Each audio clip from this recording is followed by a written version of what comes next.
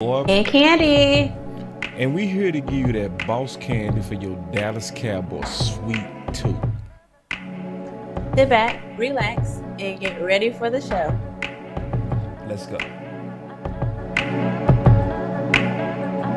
Under the lights, you look so amazing. It's the moonlight that makes me wonder why we separated. Or am I faded? You shine so bright, it's an understatement. Single is overrated. If you get too close, my baby might let you take me back. Candy. Boss. We ain't talked since the blowout. Why do you have to go there? I mean, I'm just saying we ain't talked since the blowout. Merry Christmas. Ho, ho, ho. Merry Christmas. You still in pain? I like that. Nah, that's a I dope. kind of want to go to Colorado. It's a dope look. Yeah, we work hard over here. You hear me? You hear me? The blowout. That's exactly what it was. Yeah. But everything that we said could happen, happened. Damn. You know what? I'm gonna pull it up. I forgot. I gotta show it because we did warn. You right. Ooh, I should have had that ready. Everything. Yeah, because we clearly won. Yeah. Mm-hmm. When they said, what else possibly could go wrong? Wait. Everything. I'm gonna pull this up. Man, I forgot that we had this talk. I'm gonna start the show with that too. Hold on real quick. Let me see if I can find it. Man. You gotta be on it, Candy. Gotta be able to On it. Yeah. And I hate that was our story, but you know. Yeah, it ain't nothing to brag about, but also it's something to brag about. Just keeping it real, like. Yeah. And And also, you said this. I remember you saying, "Oh, this won't be the last time this happens to us. The last time we got beat bad." Yep. Or beat up on. I said we gonna get about one more. Yes. Yeah. I hope that was the one more. I think it was. I ain't even lying. I don't know. Nah, I do. I'm serious. I wouldn't say that. I wouldn't cap like that. I hope so, but the Dolphins are looking pretty good. You go talk about them Dolphins. Let me see.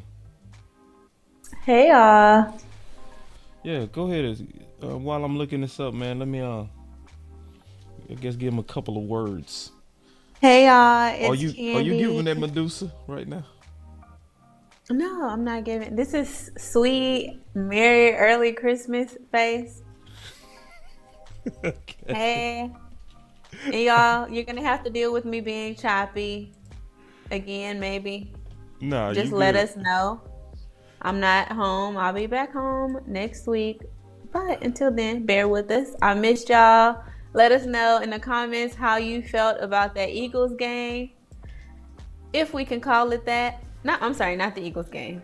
I having flashbacks. The Bills game. Let us know how you felt about the Bills game. I Well, felt Coach so bad Maul about the said Bills relax. game. I had relax, Cowboys Nation, but I can't. Clearly, I had a dream about it Okay, you got last night. Talk to me. Just last night. Talk to me. What was your dream? Well, it wasn't a bad dream because the players were haunting me in my dreams. Basically, that's all. The players was Their haunting players you. were popping up, and I'm like, I don't pay attention to their players like that. But their players were. I was like at a concert. Their players popped up there. I'm like, what is he doing here? What is this guy doing here? So we have to get it together because I want to have pleasant dreams. I prefer to have dreams of us at the Super Bowl and not our opponents who just whooped us. Right. Well, I got it ready. I got it as ready as it's go be. You ready? You have, yes. All right, give me one more second. Cause see, I forgot you reminded me at the very beginning of the show. Listen to this, Candy. For real. Listen to this. This is from us about 2 weeks ago. I know he's a little measured about this thing. Wants to make the right decision. I know this. Whoever gets him, they're going to be a better team. He's a great teammate. He's a very instinctive, talented player. I know this. Whoever gets him, they're going to be a better team. He's a great team. I know this. Whoever gets him, they're going to be a better team. I know this. Whoever gets him, they're going to be a better team. He's a great teammate. He's a very instinctive, talented player. He's coming back from major injury, so I don't know exactly where he's at. He's been playing, but I think he could improve both rosters right now, especially with what the news about Leighton is. And, I think the Cowboys like what they're doing right now with Marquise Bell, but I think, when you go against some bigger teams and some teams that are a little bit more powerful, you might want to have that option of playing two lines. And some teams are a little bit more powerful, some bigger teams. But I think, when you go against now with Marquise Bell, but I think, when you go against some bigger teams and some teams that are a little bit more powerful, you might want to have that option. The Cowboys like what they're doing right now with Marquise Bell, but I think, when you go against some bigger teams and some teams that are a little bit more powerful, you might want to have that option of playing two linebackers. And the Cowboys like what they're doing right now with Marquise Bell, but I think, when you go against some bigger teams and some teams that are a little bit more powerful, you might want to have that option of playing. The Cowboys like what they're doing right now with Marquise Bell, but I think, when you go against they're going to think we looping. Some teams are a little bit more powerful, you might want to have that option. Oh, the show. I think the Cowboys like what they're doing right now with Marquise Bell. I'm just making sure people understand what's at stake. Some teams are a little bit more powerful, you might want to have that option. With what I'm just trying to make sure people know what's at stake. I think the Cowboys like what they're doing right now with Marquise Bell, but I think, when you go against some bigger teams and some teams are a little bit more powerful, you might Cowboys want to have that know what they're doing. I'm talking so they know that we're here. Well, from what we're hearing. Yeah, my boy Deshaun say, okay, we get it. I don't know, Deshaun, I'm gonna tell you something. Sometimes you got to say this stuff about 20 times for real. Not 20. If you got to hear it 20 times, then you need to go pull up the transcript and highlight. Nah. Matter of fact.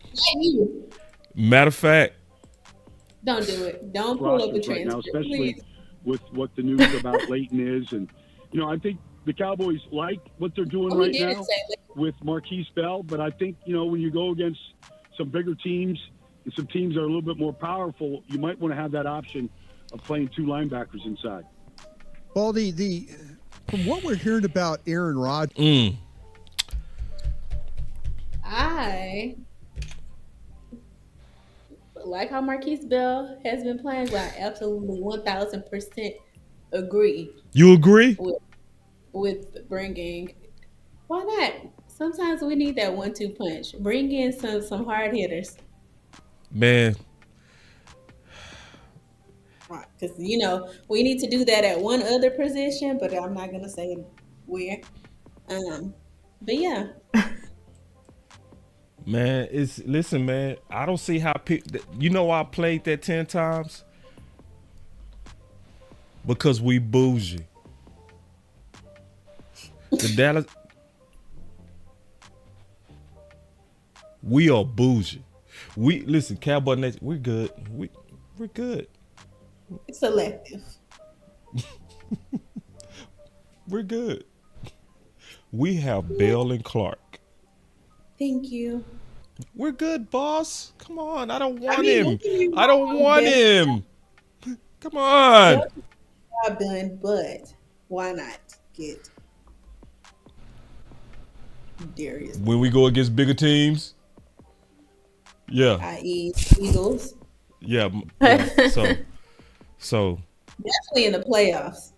When we get to the playoffs, when you play the Eagles, when you play San Fran, and definitely against San Fran. See, and it's a risk, y'all. I'm gonna tell y'all, it's a risk. These linebacker safeties, these safety linebackers, it's cute. It's cute. Until it's not. Until it's not. See, we all love Curse at first, did we? Ooh, Curse. We need everybody to be like Curse. Yeah. keep cursing that box for 2 years and see. See what happens. See, we all like, we love Wanye Thomas right now. Ooh, Wanye, he is so brave. He's so bold. He willing to go down into the box. Ooh, he tough. Let Wanye be in there 2 years. You got to be built a certain kind of way. Bruh. What'd you say? I said I'll take that 229 line back over that 205. Man. When we get to the tough team. For real. I'm just saying. It's cute.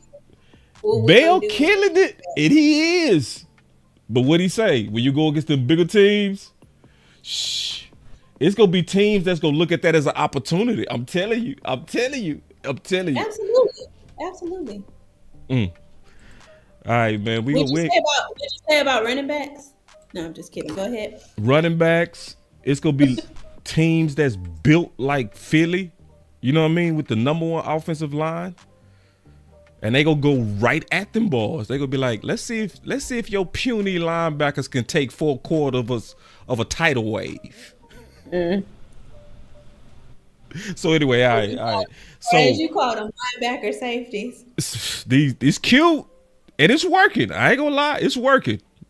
And no offense, but we can't just do what is comfortable. Yeah. And what we're getting away with. Like, we have to be prepared. Yeah. So that's like a hurricane coming, and you're like, right. Listen to Ken. It's like a hurricane coming in. Oh, we good. Bruh. I'm gonna put one sandbag in front of my I'm board my window. It's like, you defeated one the purpose. sandbag. I'm gonna put one sandbag. What are we talking about next?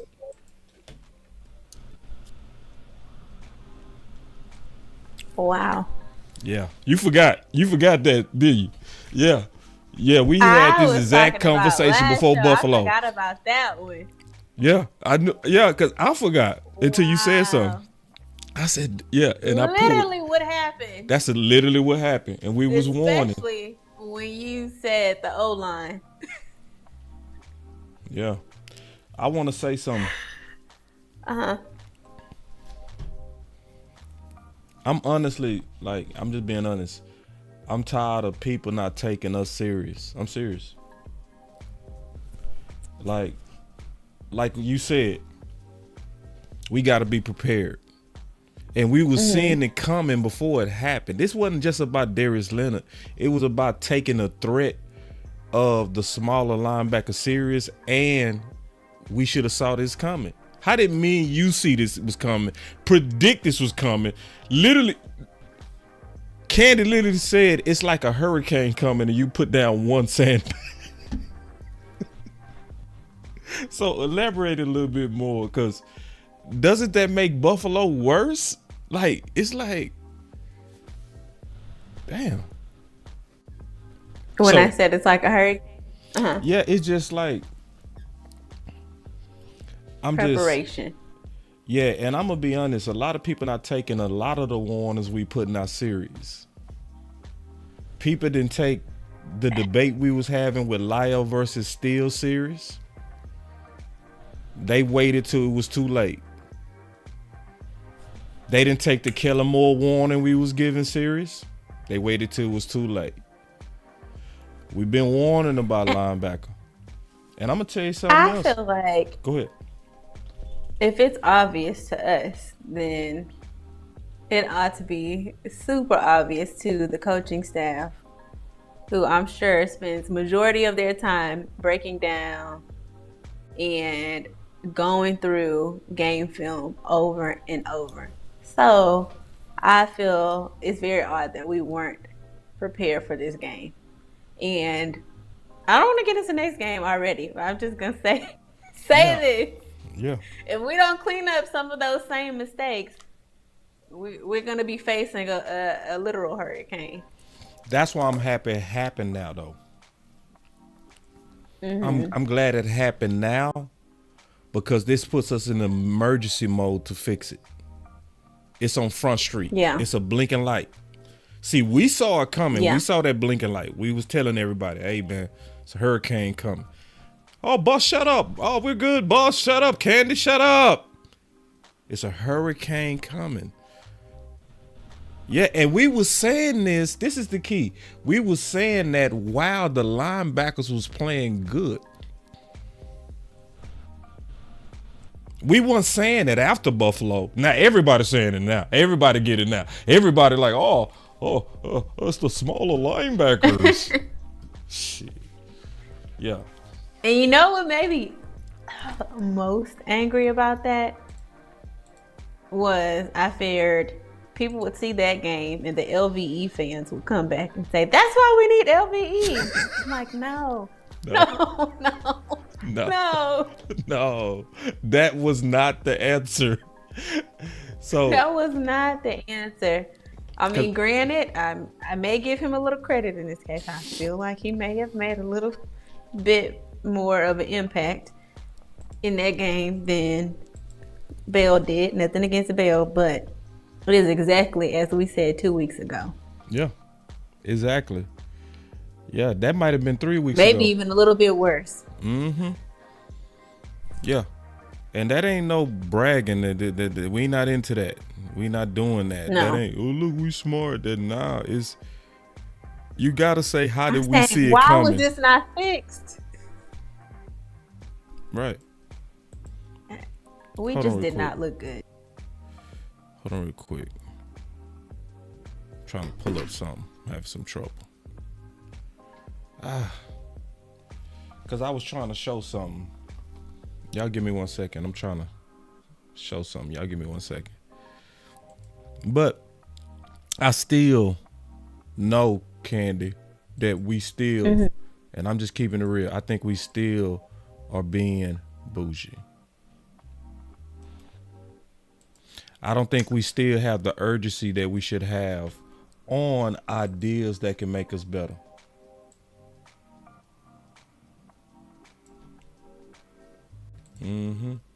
Y'all give me 1 second. I just need to fix something. Okay, I fixed it. All right, here we go. This ain't what I'm looking for. Let me see. Yeah. See, look, we getting ready to play Miami. Look who they got talking to. Look who they talking to right now. No. So it's teams at the end of the season. They got the same record as Dallas. They 10-4, just like us. But see, they still looking to improve. Look who they invited in. While we over here like, we good. Yeah, Sue visited the Dolphins today. Oh, today. Boss, he washed up, boss. We can't stop the run. Yeah. What we gonna do about it? Nah. It That's might work. So, What'd you say? I said, that's just so upsetting. Well, speak your mind. What's your thoughts? I hate this because last week I bragged about how happy I was that we finally had valuable backups, like dependable backups. But I completely did not mention again about us needing to do something at linebacker. Right. And I hate that it was on Front Street in that game. I really do. We looked terrible all around. Well, I won't say all around. No, all around. Well, not all around. I see what you're saying. You being mad. I mean, our secondary they were probably the best in the game. If I had to give someone credit somewhere. But other than that, it was on Front Street. And then to keep seeing these players that we had the chance to acquire, possibly going to our upcoming opponents, it's upsetting. Yeah. It's just the fact that they look like they being aggressive to get better, and we over here still saying we good. So we're not like the hurricane reference. We're not preparing for the hurricane to come. The other teams are. They see us coming and they're like, oh, possible storm, chance of rain, thunder. Right. We'll prepare. We're going to get these players in preparation in the event of. And we're still sort of in the mindset of we're good. We are. I can prove it. Let me prove it. I'm going to show you. I'm going to show you evidence that we over here on that. We good. Hold on real quick. I'm going to show you. Watch this. I got Exhibit A right here. Y'all know me. Hold on real quick. Let me show this. Man, y'all give me 1 second, man. Look, it's never easy doing multiple things at once. I'm sorry, y'all. I just got to be patient with your boy. All right, look at this. So, this is my Twitter, right? So I put it out there. I said, the Dallas Cowboys don't have to sit and wait. The run defense is struggling. Do something about it. What'd he say? They drafted Mozzie. You see what I'm saying? It's a whole lot of Cowboy fans that think like that. Like, oh, we got Mozzie, we good. And I'm like, nah, bro. It takes 3 years for DTs to develop. And that's true. It's true. Like, so it's like, what? And I'm hearing too many people talking about the future. It's like, what about now? We got an opportunity now. And people, we've been complaining about this run defense for 3 years. I'm kind of like, oh, we go get it together. We go just get it together. Man, nah, bro. You shouldn't have bet on no rookie to be no hero in the first place. It takes a while for these guys to develop that grown man strength to handle the trenches. And we still playing games. Cowboy Nation should be loud about Sue, but guess what? We quiet as hell. And could it not work? Sure. But sitting here saying do nothing, to me, is not the answer. Just keeping it real. So, let me look at some of these comments real quick as they coming in. And then I got something else I'm going to pivot to. All right. Ooh. I like this. My boy said, not just fans, boss, front office thinking like that too. Yeah, I agree. And that's why we should be loud about it. We should be loud. We shouldn't be cool with the team we getting ready to play. Miami. Now, Miami trying to win it all too. Yes. They not over here like, well, why ain't nobody pick him up? Are they talking like we talk? Nope. Well, he must not have nothing left in the tank. We not hearing that. Miami like, let's at least kick the tires. He might be washed up, but at least they're doing due diligence. Are we? No. So we over here be like, we got Gallimore. We got Neville. We good, boss. We got our guys. I ain't mean to hurt your feelings. Will they be good? What'd you say? You said you didn't mean to hurt my feelings? Yeah, I know that messed up. Yeah. Merry Christmas. Merry Christmas.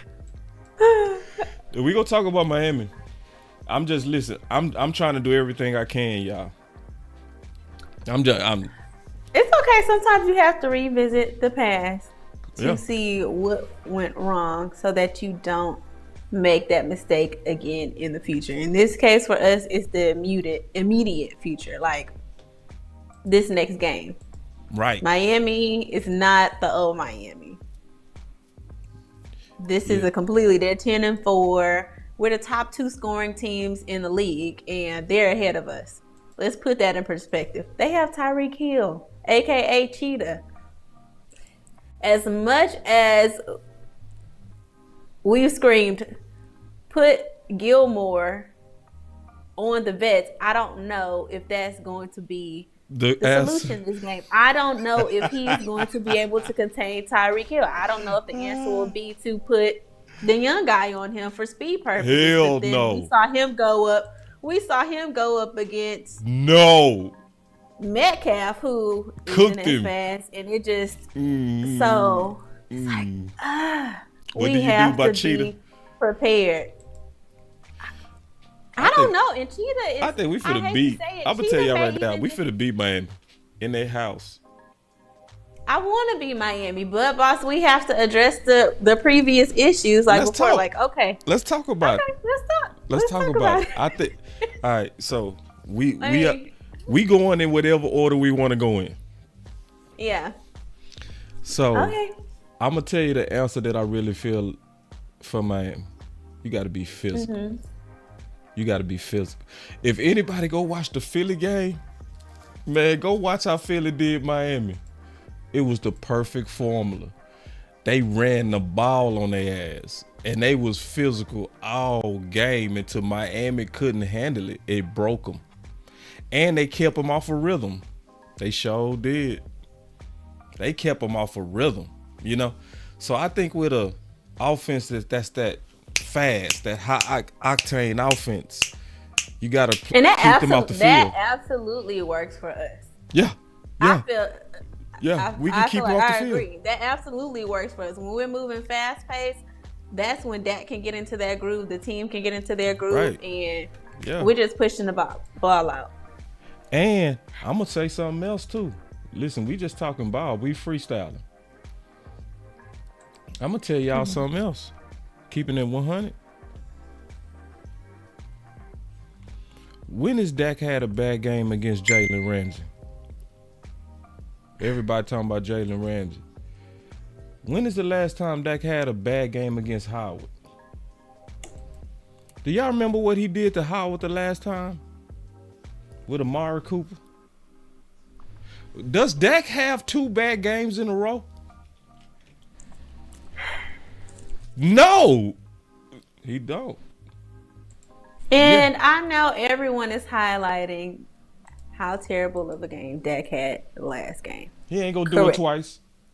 Yes, but it wasn't like Dak was just straight up trash.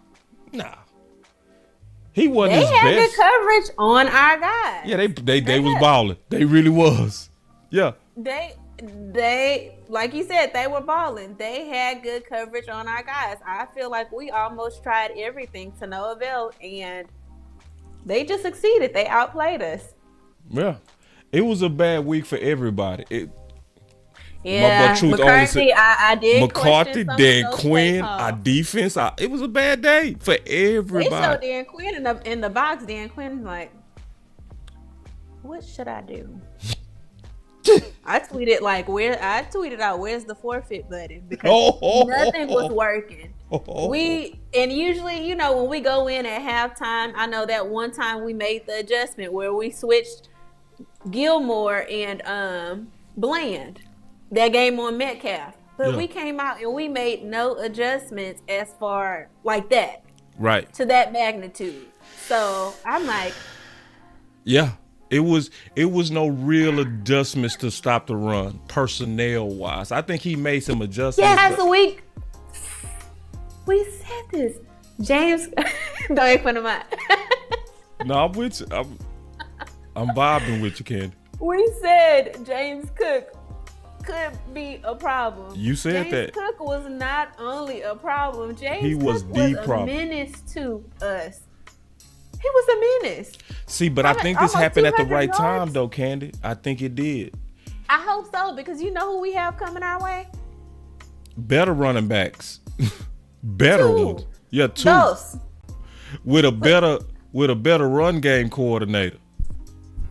We getting ready to see it again. And right we back. have struggled. We have struggled to We stop have. the run. And I was hollering about the edge most of the season, but now we're having trouble up the middle. So teams feel like they can hit us from every angle. And to be honest, they almost can. Jalen Hurts ran the ball up the middle, and it was perfectly fine. The Bills did both. They ran it on the edge and up the middle. So the And answer Miami has to finna be run it on the edges, and we struggle with containment. Yeah. And Miami mostly run on the edges. But that's what I'm saying, and I'm just keeping it real. That's why I'm happy Buffalo happened. Because, see, when you get embarrassed like that, how do people not go back to the lab? You know what I'm saying? And Mike Marks said the same thing. Mike Marks warned before anybody. I can pull up where Mike Marks warned April 14th. I know the exact date. He said, because remember Mike Marks was the offensive coordinator for the Rams, Super Bowl coach. And remember he came out in the offseason and he was defending Dak. Everybody was focused on him talking about Dak interceptions wasn't on him, right? But I picked up on what he said. He said, man, I've been watching the league for 10 years, and I noticed that over the 10 years, linebackers have gotten smaller and smaller. He said, what I would do is I would get one of these H tight ends and splatter them dudes. That's what he said. Not splatter. But Mike Marks responded and said, after Dallas, he said, this ain't gonna happen twice to Dallas. And Mike Marks know Bob. You know what I mean? He predicted this before anybody, about these little itty bitty linebackers and how some offensive coordinator was go test it. And I picked up on it. I said, what? Yeah, they did. And they did. But if we looking at it from a glass half full, it happened at the right time. Because we have to now take it serious. Have an answer. Yes. And we have, that game left a question immediately. And that's why I like this comment. All of Dak's passer ratings are over 100 after a loss. Right. That's a great. Additionally to that Dak has that mentality. I'm not going to speak about it in the media too heavily. He has the show you, the action mentality. I'll show you after this loss. So hopefully this is a good game for Dak. It's going to be one. You can count it. In that game, sorry. That's where I was. Dak don't have two bad games. He don't. And that took him out, before this game. He doesn't. He was brought up in the MVP conversation. Yep. After this game, immediately after, they started pulling Dak out of the ranks. Oh no, we don't know about Dak being MVP. Look, he almost had a game under 100 yards. The first half he was under 100 yards. Dak can't be MVP. Not looking at all of the other components in the game, but they immediately pulled him out of the MVP race. So that game left a question. So this game, upcoming game, has to be an answer from Dak and our offense, who failed tremendously, and Mike McCarthy. I did mean Mike Marks. What did I say? I meant. I don't remember. Yeah. I'm gonna say you said Mike Marks. It was just heard wrong. I could have swore I said it. I'm just kidding. But we'll replay it and see. Hey, y'all know who I was talking about, though, and I appreciate it. Oh, what happened to Candy? Oh, I pressed the wrong thing. Oh, check this out. This is something that's interesting. He said, "Not worried about Dak. I'm worried about Mike McCarthy not having answers. Dak is great when he can make his calls. Yeah, Mike McCarthy looked like he looked like when the game get tight, he get tight. I'm just keeping it real. Mm-hmm. Like, and we didn't have as many offensive answers, and we didn't have the variety of plays that we've had before when Mike was a little more lax in the game. He felt like he could do whatever he wanted to do with Turpin, and they threw Dowdle in there a little bit, but he just wasn't as successful as we hoped. Dowdle, Pollard. When Mike McCarthy's in a cool, calm, collective state, I feel like he's able to play around more on the offensive side of the ball. But he kind of tried to go for what he knew. Eventually, he was throwing back to our tight ends, tried to go for CD, but they just shut us down. Yeah. Well, yeah. And then they had a good answer for us. They did. I think we also made a mistake of not trying to get ahead of them. Yeah. But I'm not worried about Miami. Like, I think I'm just being honest. I'm worried about more Buffalo than Miami, to be honest. Yeah. Buffalo was a more dangerous team. Always was. Mm-hmm. Well, according to how I research teams, I knew they was dangerous. And because I do study The Art of War by Sun Tzu. So, and I never forgot this. My dad say the same thing. So when your dad say something and then you study a military genius and he say the same thing, my dad said, and he always say this, he say an animal is its most dangerous when you put it in a corner and it's near death. He always say that. My dad was to always say that. And so Sun Tzu said, he said, if you want your men, he said, this is what he put in a book. Now, West Point is mandatory reading by all the cadets at West Point. You got to read The Art of War. And this is what he said. He said, if you ever outnumbered, right, with great odds, if you want to win the battle, he said, put your men in a place to where they either have to fight or die. So put them in a place to where it's like a mountain behind them. And the only way they go live is go through the people that's trying to kill them. He said your men will fight with just the most courage you've ever seen. Fight or flight. Fight or flight. And that's what we ran up on them Buffalo. It's not going to be like that with Miami. If anything, they cocky. For real. Like, I'm not saying it's not going to be a game. Of course, they go throw the sink at us. Everybody prepares for Dallas like they trying to make their name on Dallas. So we not sleeping on them. But I'm also knowing they not playing with that fight or flight debt syndrome like Buffalo was. Buffalo was, that was a playoff game. For real. They was fighting to get in the playoffs. And we clinched. And we played like that. So, let me ask you, since you said your dad told you something, let me tell you what my dad told me. Yeah.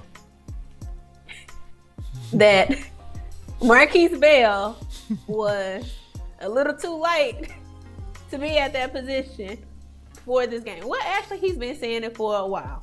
Yeah. Do you think that that's going to be addressed this game? No, I think Marquise Bell actually fit this game. Yeah. I think he fit this game more than he fit Buffalo.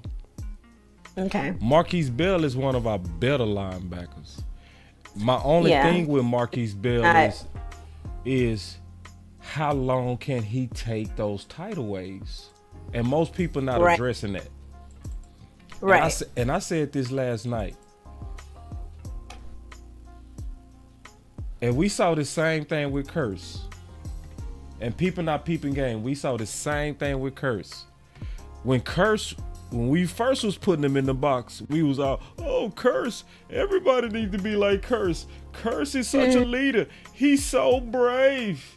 Oh, Curse. Oh, man. If we had 10 more Curses, we would win the Super Bowl. Then, last year, that boy got pancaked on that shoulder and it's separated. See, when you keep putting like Bell and them in the box, yeah, he playing with courage, but yeah, man, all it take is one of them old pancakes from them 300 pounds. And they would dunk the courage right out your ass.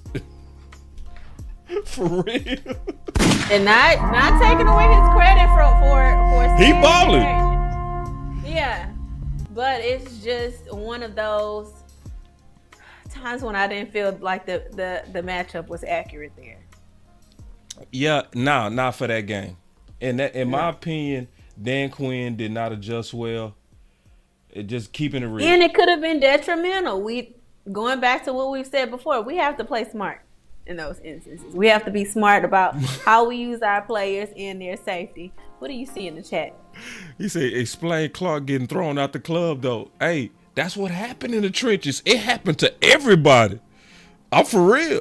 Like, it happens to everybody in the trenches, man. Everybody get that. That's why I keep saying you got to be built a certain kind of way. Me and Candy was saying that 2 weeks ago. That's why Candy says specifically, I'd rather have a linebacker 235, 240 than 205. Shit, is what it is. Well, depends, right? In a game like that, yes, I need Clark and Evans. I need Clark and Evans. Even though Bell might play a little bit better, I don't want Bell in a game like that. I don't. Yeah. I'm just keeping it real. Now, if they finna spread us out, Bell all day. Yeah. Like, just like we've been doing. You know what I'm saying? We just have fitting players for certain moments or certain games, just like when we had Zeke and Pollard, which, yes, I'm still very much angry that we don't have Zeke anymore. But this is just for example. Zeke and Pollard, very much two different type of running backs that we had to use in different instances. Right. Now, we could use them as a 1-2 punch in the game, but when we had Zeke, we would never use Pollard where we could use Zeke, because Zeke was more of that weight and size that we needed in that position to run the ball up the middle in the red zone. We couldn't get Pollard there. So that's the same thing with Bell. Bell may be good at what he does and in that position, but in certain games, he's not going to be able to produce like a bigger linebacker would. And that's just what that is. It's just what it is. Because he got, any tape that you turn on, Bell is impressive. You can't turn on the tape and not see him playing with tremendous courage. It's like he is ideal to actually be good. He good as hell. Yeah. It's just, but this is the other thing. Most teams not built like Buffalo, right? Most teams don't have the mentality that we're going to be boring and we going to keep running the ball. Like, even though Miami probably could, I guarantee you they won't. They want to throw it. Well, because they can do both. Yeah, they can do both, and they're going to do both. They're going to, even though film says you should take it straight down Dallas' throat all over again. If they come out there in that big nickel, you should counter them if you any offense with running the ball. But see, also, I'm going to tell you something else, too. I'm just keeping it real, man. I think a lot of people scared we scared of Miami. Miami got some problems that people ain't talking about. People ain't talking about that offensive line over there. They have some problems. Let me show y'all something real quick. Show us something. Look at this. So look. So if you look at the practice report, you look at the injury report, and you look at the offensive line, man, them balls is, look at this. When they asked Dolphins head coach Mike McDaniel before practice about the condition of his banged up offensive line, look how he responded. Okay. That's an opportunity for Dallas. Yes. That's an opportunity for Dallas. Finally, please. Hey, if this is a game for our pass rush, I'm all for it. If this is Micah Parsons standout game where he starts getting those 3 sacks per game back, I'm all for it. And I love the games where they all can get peace. Him, Armstrong, Tank, when they all jump in, yes. If we can get another game like that, yes, please. They in trouble, man. They in trouble. Like, see, everybody looking at the sexy stuff, and we always get caught up with the sexy stuff. That's what get us every time. That get us every time. You know what we scared of? You know we are these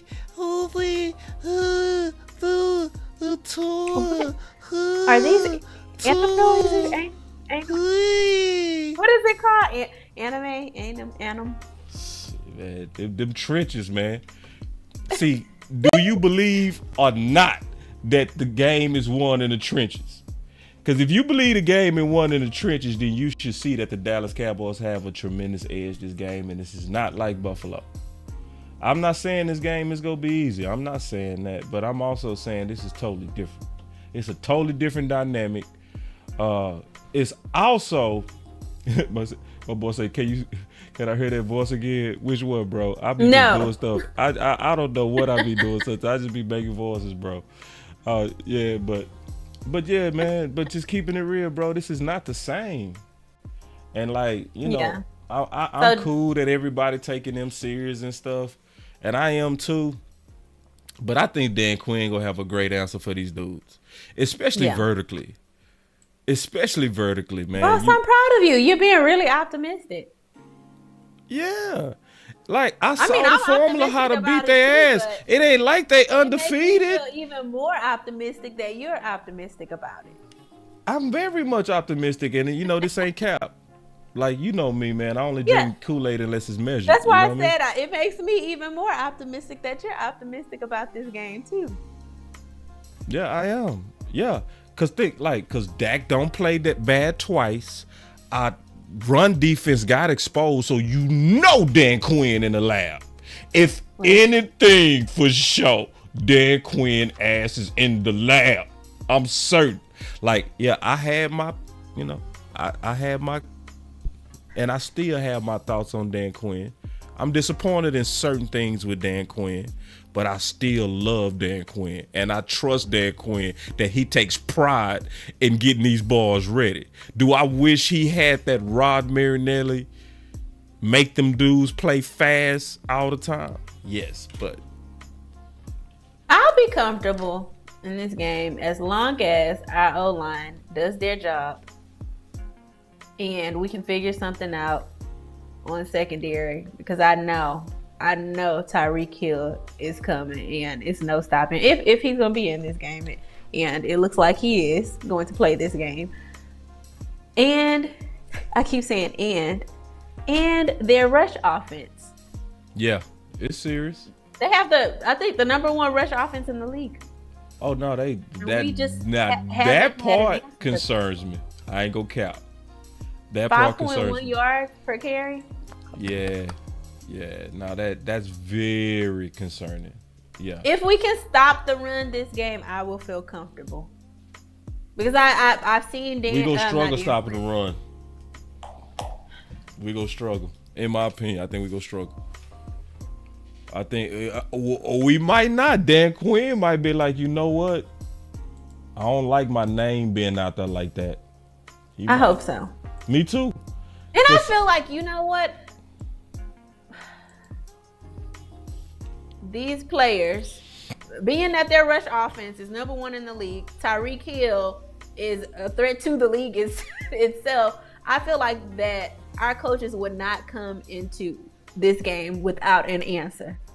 So I'm confident they gonna have an answer they for have this dude. made some adjustments and changes. And then how goofy Philly had an answer for them and we don't.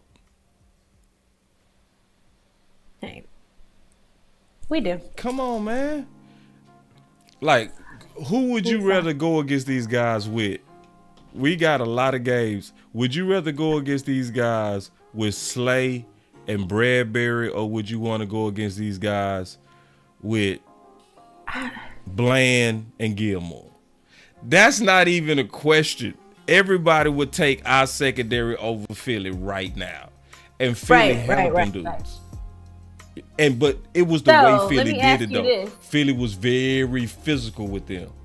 That was the difference. Let me ask you this. That brings me to my next question. Zone or man?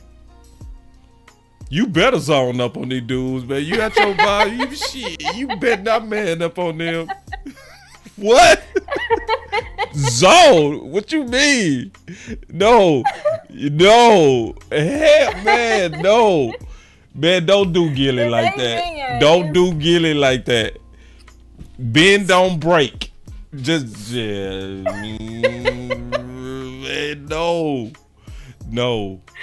no, man. Like, zone. As a matter of fact, cover 3. Cover 3 all day. I'm serious. So you think Gilmore for Hill? Like, I don't really think it's no answer. Can I be honest? I don't think it's no answer for Tyreek Hill, man. That dude is him this year. He is the him. So we're gonna have to depend on the pass rush. I think we gotta I think we got to keep them out of rhythm. Yeah, try to get the tool, take advantage of their depleted offensive line. Yeah. Go crazy, you know. I think that can happen. That I would have confidence in. And to be honest, hit Tua a lot. Like hit him. And last Keep game, hitting him. He'll give it to you. Huh? Yeah. You to what credit what you're saying, last week he got sacked 3 times. So if the Jets can do it, we can do it. Just saying. Yeah. Yeah. But see, I also know we go get their best punch. Philly go pull out all their tricks like everybody do. You know what I'm saying? Everybody do Dallas like that. You know what I'm saying? It's okay. Yeah. Prepare us for the Super Bowl. We're ready. Exactly. So, I want to play something real quick because we got some topics. And I know if you got to go, that's cool. Because I know you got to. Yeah, I know you got about 15 minutes. You got about 15 minutes. Sorry, y'all. Have an early morning. I got plenty of football to talk about, y'all. But I want to talk to Candy about this before she get up out of here. I just think this is a good topic for me and Candy to cover. And then we go get back to football. We got to get a little bit of gossip in here, though. Come on now. You love gossip. It's real, though. Check this out. Is Micah Parsons right about the media wanting the Cowboys to lose? Micah Parsons is 100% right. But let's reframe it, because I think people balk at the idea of like rooting for the Cowboys to lose. Maybe you're not rooting for the Cowboys to lose. People root for engagement. People root for eyeballs, maximum attention. I mean, we got bills to pay. We want people watching. We want people reading what we do. I write stories. I do podcasts. Cowboys losing is good for business. Why? They're the most polarizing team in American sports. It's the Cowboys, it's the Yankees, it's the Lakers. If you don't love them, you hate them. If you're not a Cowboy fan, you know a Cowboy fan. They're at your office, they're in your family. They're annoying. If you're not part of it, they're annoying. So what draws the most eyeballs? The team you don't like going down and the team with the biggest fan base being pissed off about something. So yes, people root for it because it drives the most conversation. I'm not saying that you, Joy, hate the Cowboys. I don't think that's true. But I think the Cowboys losing is good for everybody because the fans are pissed off and the people that don't like them have something to crow about. I'm certain he ain't supposed to say that. I'm certain he ain't supposed to say that. I'm certain he ain't supposed to say that. But is he wrong? Oh, hell no. He's super right. But see, this is how I know. But he must be a Cowboy lover. Go ahead. This is how I know he ain't supposed to say that. Look at they faces as he talking. I ain't never seen this. Hold on real quick. I'm look. Is Micah Parsons right about the media wanting the Cowboys? I just look. Like sometimes turn the music down and the sound down and look at him. All right. So as he was saying what he was saying, it's about the clicks. It's about the eyeballs. It's about profit. Look at the faces that everybody making. It's like a face of conviction, like guilt. Like look. Look. No, am I tripping? Look. They like, whoa, he going there. He actually saying we do this for money. Look. Now, she looks disgusted by what he's saying, and it's gonna look worse. Look, just look at her face. Well, look, like look, just turn the music down and look at her face. She like, damn, he's saying it. look. Well, and she didn't disagree with him. She couldn't, unless I'm missing that part. Cause she know, and all of them know, that when they rooting for the Cowboys to lose, they doing. Look at Joy. She look uncomfortable. Look, she can't even make eye contact with him. And then, yeah, Jones got that sneaky look on his face, and Shady go stop looking at him altogether. Look, it's almost that guilt to where I can't make eye contact because we are Shady. It's look at Shady. He can't even look at him no more. Look.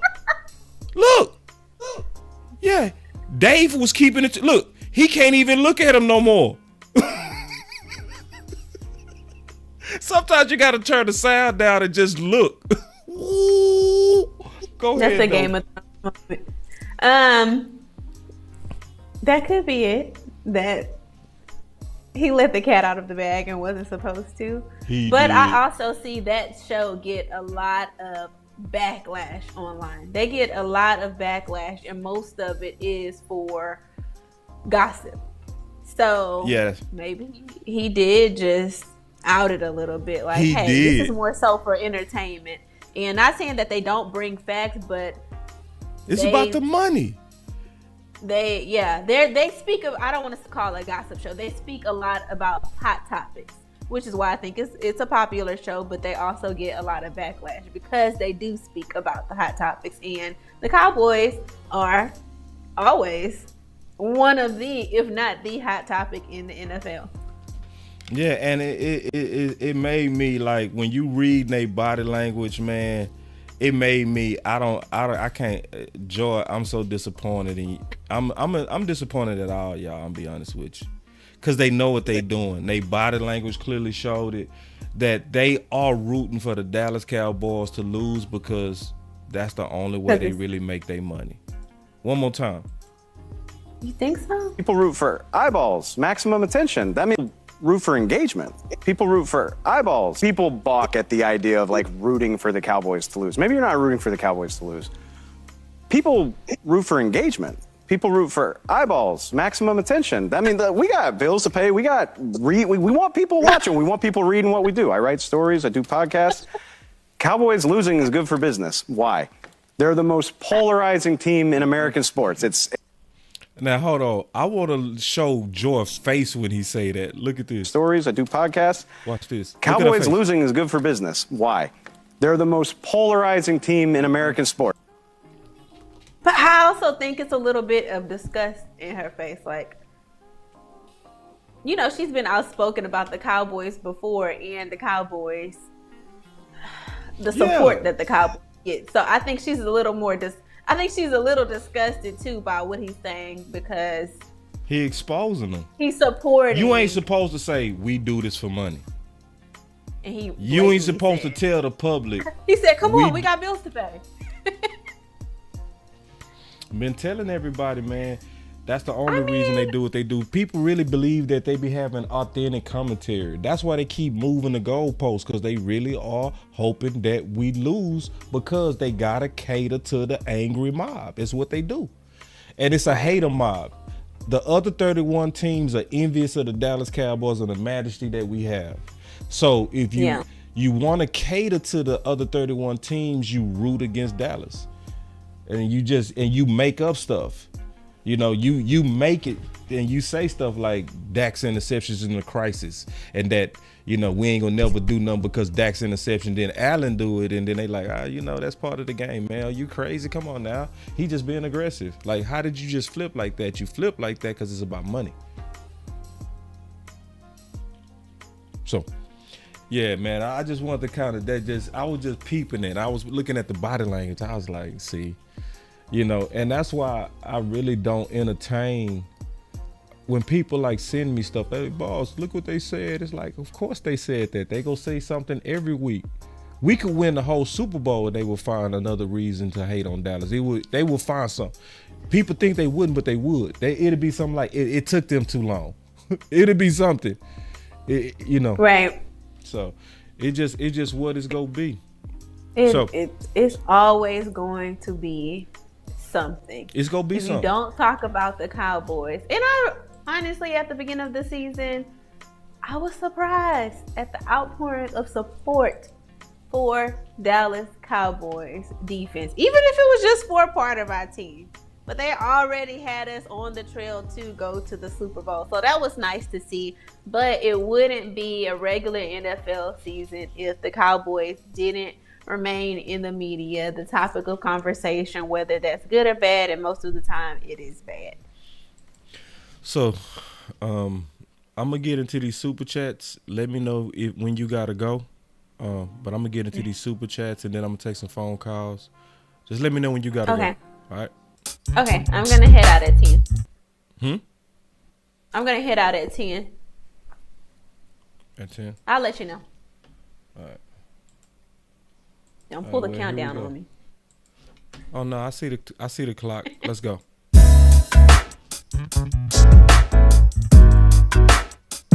Super chat. Sweet discussions. Oh my God! Let's go. All right, man. We got quite a few super chats, man. We obviously appreciate it, man. So let's get to them. My boy Chris 214. Chris 214 done changed the profile. Chris 214, you done changed your profile on me, big dog. Appreciate the 5 bones. He said, I guarantee you in a contract it's somewhere that says must be anti-Cowboy to boost ratings. Right. They know Dallas Cowboys a well-oiled machine. I would not sign. You would sign. I would refuse. You stop No, I it.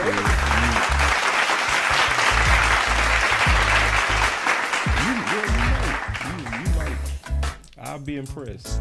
I don't play. Let me tell you real quick. When I was a teacher, it was wear your team to school day. Well, no, the Texans had won something. Texans had won something, and they wanted us to wear Texans gear to school. All the teachers, all the staff wear your Texans gear. Hell no! I wore my Cowboys jersey. Absolutely did. What? Little girl in the class next door threw up the X to me and said she was a Cowboys fan. I was like, I'm glad I can inspire you to be yourself. We don't have to wear these Texans stuff. Texans are the Texans, they're cool, but that's not my team. Bruh. The Cowboys are my team. And I wasn't gonna wear the Texans stuff. I wore my Cowboys stuff. Man, so you put your whole job on the line for the Cowboys. Matter of fact, you know what? Y'all gotta clap it up for Candy for that. She like, I'm gonna get fired over my Cowboys. Matter of fact, I wore my Cowboys socks, my Cowboys earrings, and the jersey. Ooh, you shady with it too. So the principal, y'all listen to what Candy just said. The principal come down and say, hey, we're gonna show support for the Texans. We need every one of you guys as an edict. And Eastside Harry, he's so hot. Look at you. I know you hot as hell. Your weird ass. Your weird self. All up in the Cowboys. It's not. Chat. Yeah. Oh yeah. It's not. Oh, you so weird. You finally changed your profile away from Watson, you weirdo. You weird. Oh gosh. What's up, Eastside? I always go hard on Eastside, dog. Eastside cool with that, man. But you are weird. So, but let's just put this together. Weird. What you did. So the principal. What? Yeah, so and very much. I need everybody to show solidarity. Ever. I need everybody to show solidarity today. We're gonna all come together for the school and for the district, and we're gonna wear the Texans. And Candy ass showed up with all Cowboys. I did, because why would you not? I love. I wasn't being mean or facetious. It was just the Cowboys is my team. I'm not wearing Texans stuff. Like, y'all gonna be taking pictures and stuff. That's gangster. We're getting Cowboys content, Cowboys everything over here. Damn, man, y'all clap it up, man, one more time, man, for the homie. God, dog. Matter of fact, while you're doing this, the next one, I'm gonna find a picture. I gotta hit you with one more button. Just rebellious. She like, man, you fired me. I'm gonna find that picture. How many of y'all would have showed up with some Texans gear on? Y'all know y'all would have for your job. Y'all would have been in there like, go Texans. Would you have showed up with Texans gear on? Would I have showed up? She didn't say we would get fired. Oh, hell no. Where you? I would have just, I forgot. It was like, I forgot. You would have had amnesia. I would have just forgot. It was Texas Day. I thought it was Cowboys Day. I thought it was Cowboys Day. Yeah, that's how I would have did that too. All right, let me get to the other these super chats, man. Some good ones up here. I like this one. And I know you got to go. She got 2 minutes. I'm going to miss you, Candy. I'm going to miss you. I'm trying to find this picture while you going. I'm going to miss you, Candy. I'm going to miss you. All right, no, Chris 214 said, if Overshawn wouldn't have gotten hurt, do you think we would having the same conversation that we are with Bell. They weigh about the same, I think. Overshawn and Bell are the same. And matter of fact, Bell is probably better than Overshawn. Ain't nobody want to say that. Wait a minute. Ain't nobody want to say that. Yeah. And see, but it's that same thing. Drafting and building a bunch of puny linebackers. And yes, Overshawn also was puny. I also you have to call him puny? Yeah, for linebacker. I'm not saying he's not a dog. I'm saying in terms of the more traditional frame. He's not. He's that tweener linebacker, that hybrid safety / linebacker. And you know. Okay, boss. I'm sorry. So yeah, I think we would have been in the same situation. Cause I also was very honest. I was very honest about what I was seeing with Overshawn in preseason. A lot of people weren't talking about how he was getting splattered in preseason too. Yeah, when Boss was going to that next level, they was taking him out. Yes, they was.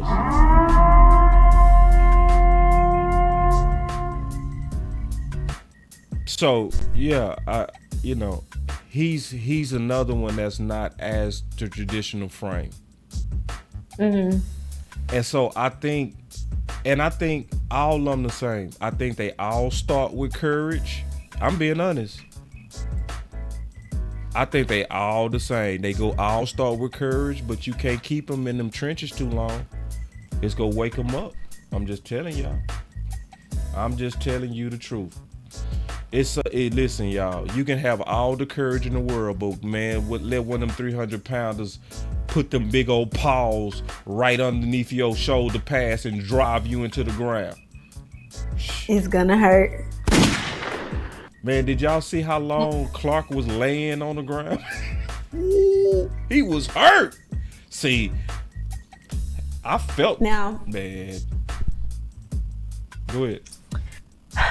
No, I'm just saying. You don't know until you're in their position. And I've been in a position. No, I'm saying, everybody else like, oh, it's okay. They're good. No. No. It's not like that. Man, I promise you, I used to always, as a corner, when they used to come around and pull, man, you think I was going to take on a guard or a tackle? And I'm 180? No. And I'm not listening. Even. How you think I felt, Candy? And I'm being real. I'm 180. I'm 190, right? Mm-hmm. Muscles. I look good, strong, right? Then you see one of them linemen go put weights on there, and they put twice your weight on the bench press, and they do this. Like it's nothing. Like it's nothing. Like, and you watching them, like you in the gym with them, and they put your weight, what you weigh, on the bench. They just get on. Like, show off. So you telling me you can lift me 10 times, but I supposed to take you on? So anyway.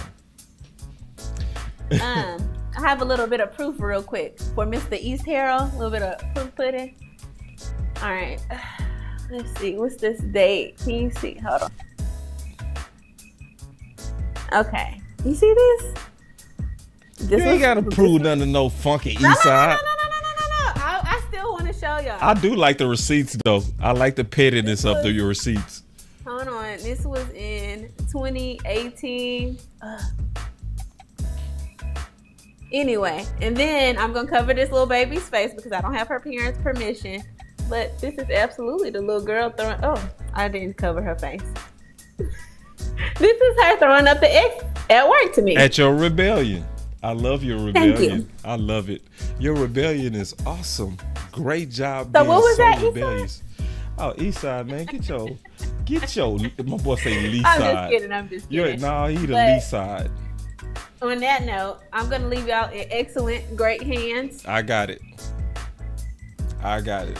So thank you, boss, for taking on the reins. I got it, y'all. Y'all know I know how to solo. It's your boy. It's He's all gonna on hit me. all of the buttons that I don't like now that I'm gone. Yeah, I'm gonna just Y'all get let into me some know. of the stuff that's sitting out here. We're gonna talk about it. Then I'm gonna get on the phones. Okay. Well, I will see y'all next week. And y'all say Merry Christmas to the homie, man. This victory. Merry Christmas.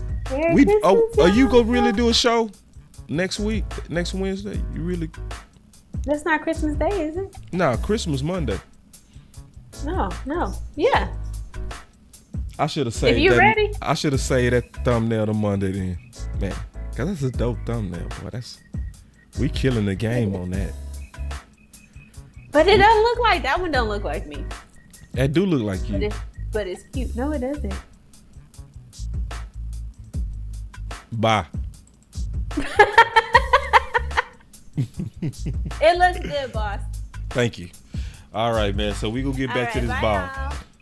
All right, I got y'all. All right, so let's get into a couple of things real quick, man. First, I want to look at this injury report. Injury report is kind of massive for us. You know, the concerning thing is Tyron Smith is that obviously, and this is, let me just read it. Cowboys left tackle Tyron Smith usually appears on the Wednesday injury report as missing practice for non-injury rest, because that's how they've been managing him. This week is different.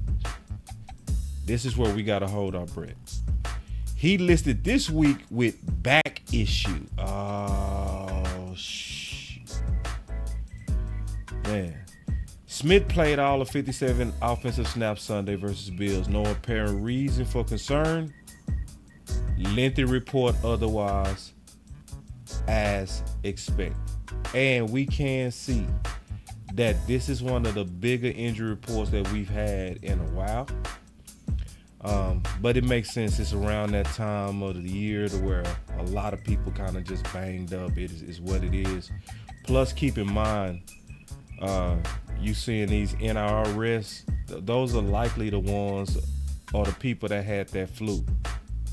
So it looks like some of our guys are still trying to get over that. So, but isn't it funny? Because I kept hearing people talking about,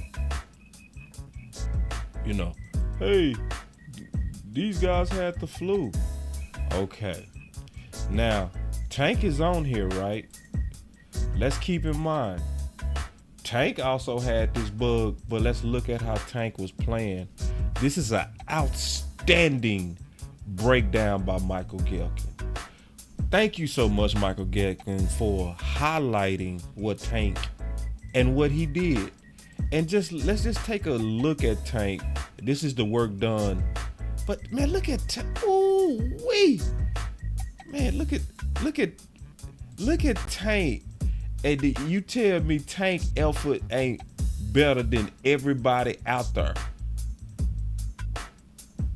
Man, that's like, and see, this is that hustle that I've been talking about that I told y'all he got from being under Rod. That Rod Marinelli, as long as you in between them lines and in between them whistles, you supposed to be going all out. You tell me look at this play right here and tell me if Tank stopped at any time moving and hustling. And then let me ask you a question about Tank. Did his speed change? Remember Rod Marinelli used to, let me make it bigger. I'm gonna make it bigger. Remember Rod Marinelli used to grade them, because see, we got to remember, Rod used to grade them, and how he used to grade them was if he saw you speed up, he gave you a negative. Why? Because if you sped up, that means you wasn't going all out in the first place. So you tell me right now, as we looking at the film, which we know don't lie, tell me if you see Tank's speed change. For real, just look at it. This Tank right here. Tell me if this ain't 100% all out pursuit the entire time. Yeah. Hold on real quick. I gotta highlight this. And this is a damn shame. That's why I ain't hearing that flu and all of that, because he had the damn flu too, and he still was oldest player on defense and working the hardest. Trey, you should have put that in bold, bruh. For real. Yeah, the old man out there hustling more than them young bulls. Look at Tank on this one. Look. Is my eyes deceiving me, or did I see him run past Parsons? Nope. My eyes is not deceiving me. From the backside, you chased out what? Wait. This is why I appreciate Michael Gilkin doing this, man. Just watch Tank chase this down. Backside. A running back. With the flu. Boss, he had to, man, they tired. They tired. Looked like somebody was out there that was mind over matter. Huh? Look at the speed of Tank compared to everybody. He running almost as fast as Wanye. Look at this shit. Look at this. Man, wait. Man, this is wanting it. This is want to. Man, that's what I'm talking about, Tank. Yeah. And see, that's why I'm not like all the excuses I be hearing. I be hearing so many excuses, man. Like, and this is why we want Micah Parsons to do this too. Micah Parsons can do this and should be doing this. I'm not gonna sit back and be like he can't do it. I saw Micah Parsons get down in a 3-tech and push a guard and get push. I'm not trying to let nobody tell me he can't set no damn edges. Yes, he can. It's about a will and a want to. And I'm not going, nah. I'm just not going for it. But I just wanted to kind of show y'all that courtesy of Michael Gilkin. Because see, you telling me if the whole D is playing like this, we ain't going to be crazy? You telling me if the whole D not, because look at him and look at everybody else. Yeah.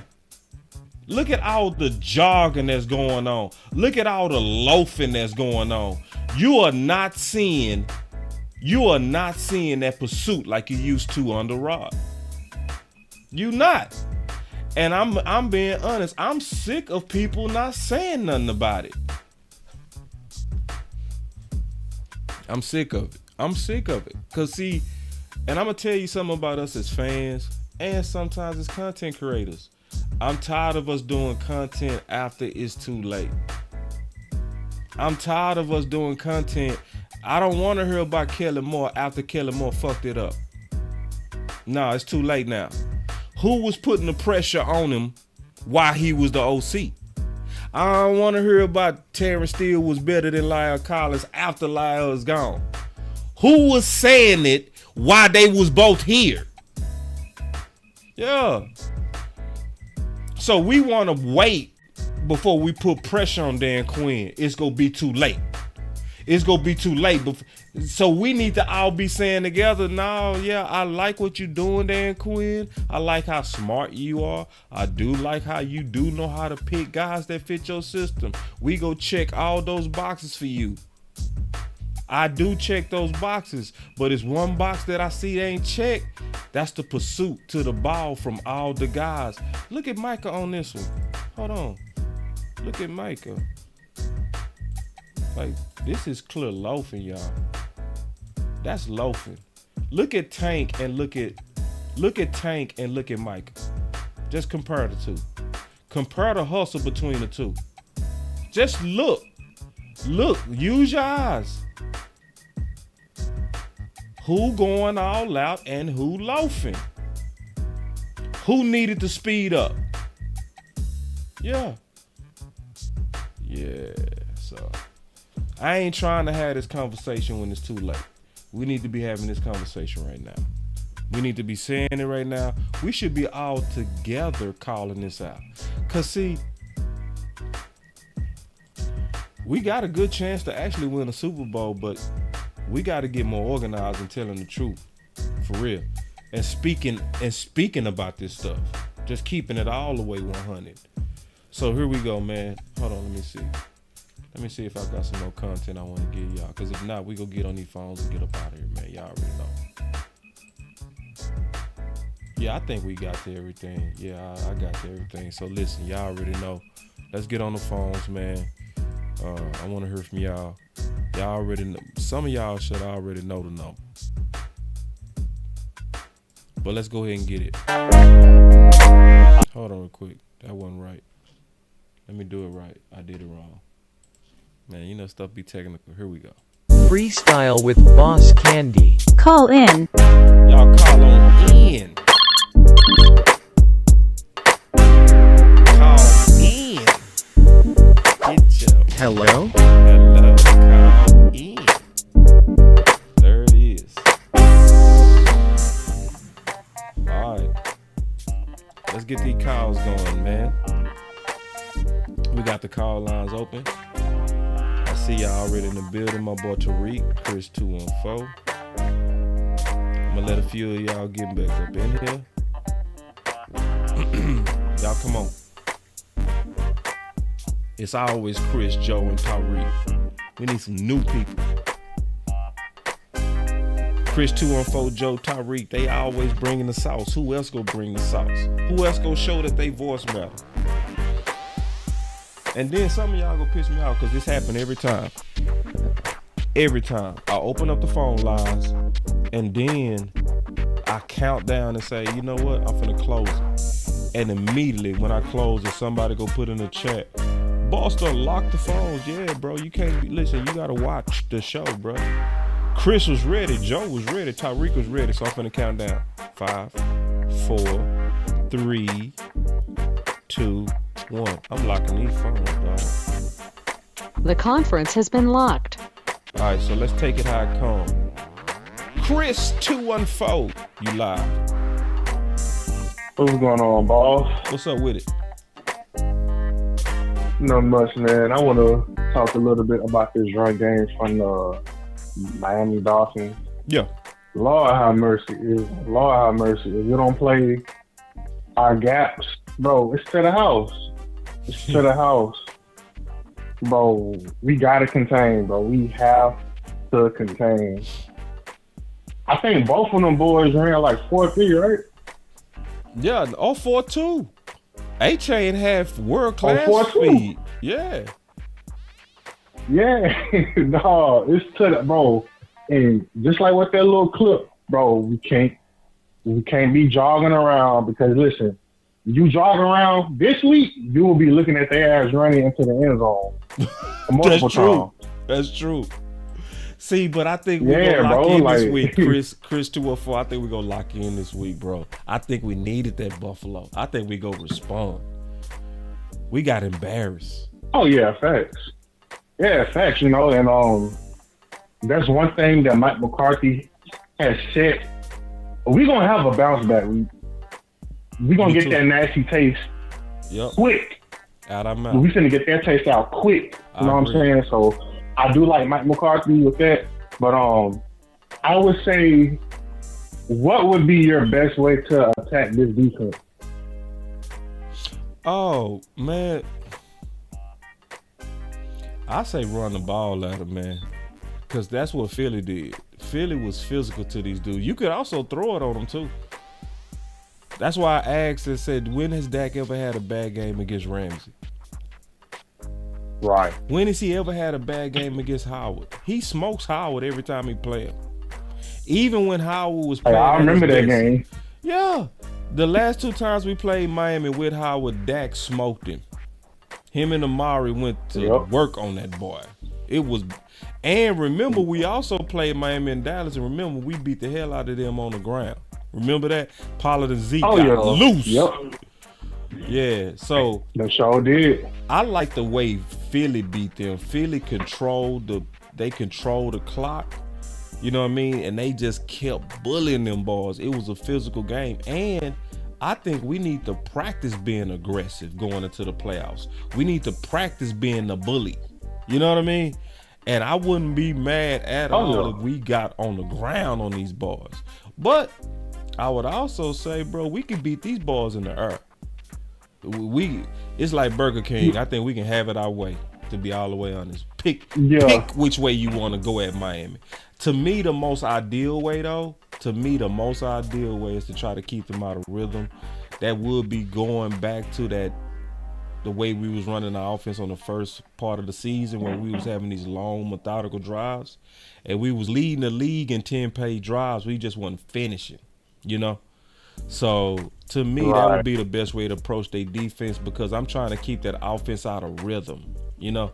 So if I could keep them off the field, keep them kind of on ice and cold, I don't want them to get in a rhythm. You know, if we get too many 3-and-outs and all that kind of stuff, they go find their juice and it's going to get ugly on us.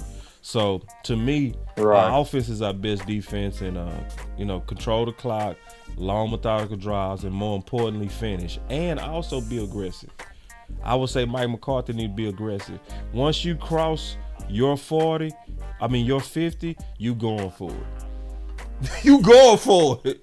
Yeah. Going for it. You going for it, man. Unless you got to. Yeah, you aggressive this game. In my opinion, that's to me the way to approach it, Chris. Oh, okay. So, do you think that Jalen Ramsey gonna travel? Like, do you think he gonna be on Lamb the whole game, or what? Or it don't even is that not how they play their defense? Because remember the last time Gallup cooked him. Remember he was flopping. Remember he was doing that flopping versus the Rams? Yeah, that weak ass flop. Flop. He flopped. Dude literally flopped as a corner. And I've never seen that. Man, if you travel with CeeDee Lamb gonna eat you alive. I hope he travel. Yeah. But I got one more thing. And this is for like the chat too. Hey y'all, if y'all haven't watched that Girls Talk and Boys Talk about, I think they did like an interview with Tyler Smith. Go watch that. That's a good ass interview. What happened? I think it'll serve everybody good. You can't tease like that. You gotta say what happened. You gotta at least give us at least a little bit. He was talking about the Eagles game, and that was asking him, hey, like what you think about like the flags and stuff like that? And he brought up that Eagle game. Do you know when we was on like the 6-yard line and they caught that bogus ass false start? Yeah. Yeah, and he was saying, well, damn, bro, like Lane Johnson, he do that shit all the time, and and they don't call it like all the time. Yeah. Yeah. So yeah, that's a pretty good interview. He said a little bit more about him like being in like the offense and on like certain stuff.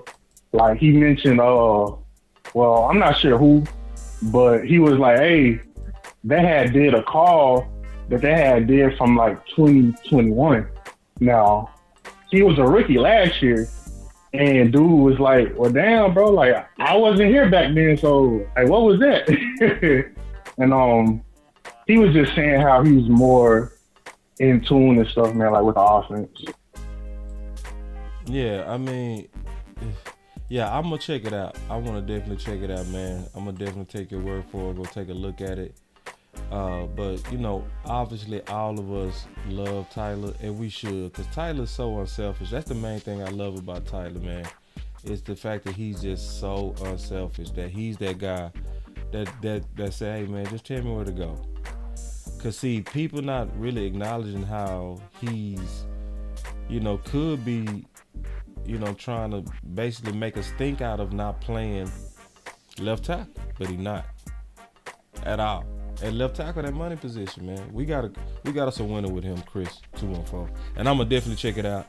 I should have been checked it out, man. I should have been checked it out, but I'm gonna definitely check it out, Chris. You all like it, bro. But all right, man. I know you got some more callers. And hey, man, I love your show. Keep doing what you're doing. Your voice matters. Our voice matters. Let's do it. There it is, man. There it is. Chris 214, man. That's a good dude. Yeah. This real. Look. Yeah. He said, say it, boss. He could be acting like Micah. Yeah, he could. And let me say more than that. Let me say more than that before I get to these next calls. This is something else that a lot of people not gonna say that I'm gonna say. when you a legendary player for Dallas, the Dallas culture basically lets you dictate what you go do. We probably the only organization. We might not be, but you dictate when you that dude here. For real. Micah Parsons is that dude, so he dictating, I'm finna pass rush. Zach Martin is that dude, so he like, I play guard. No, I don't play tackle. Y'all need me to play tackle? Okay. But you gonna move me right back to guard. Witten, I can retire, I can come back. I can retire, I can come back. When you that dude, you dictate, which is crazy. But that's what happens here. Yeah. So, so Micah is in the same line, in my opinion,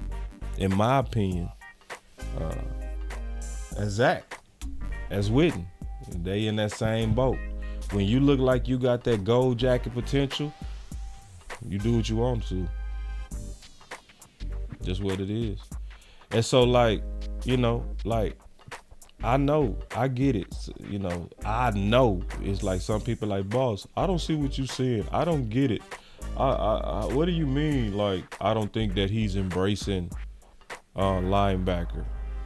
Yeah, he does embrace it when he's rushing from it. So if you put him at linebacker and you trying to, put him in the A gap and the B gap and you trying to put him against centers, he want to do that. But do you want to drop in coverage? Do you want to study?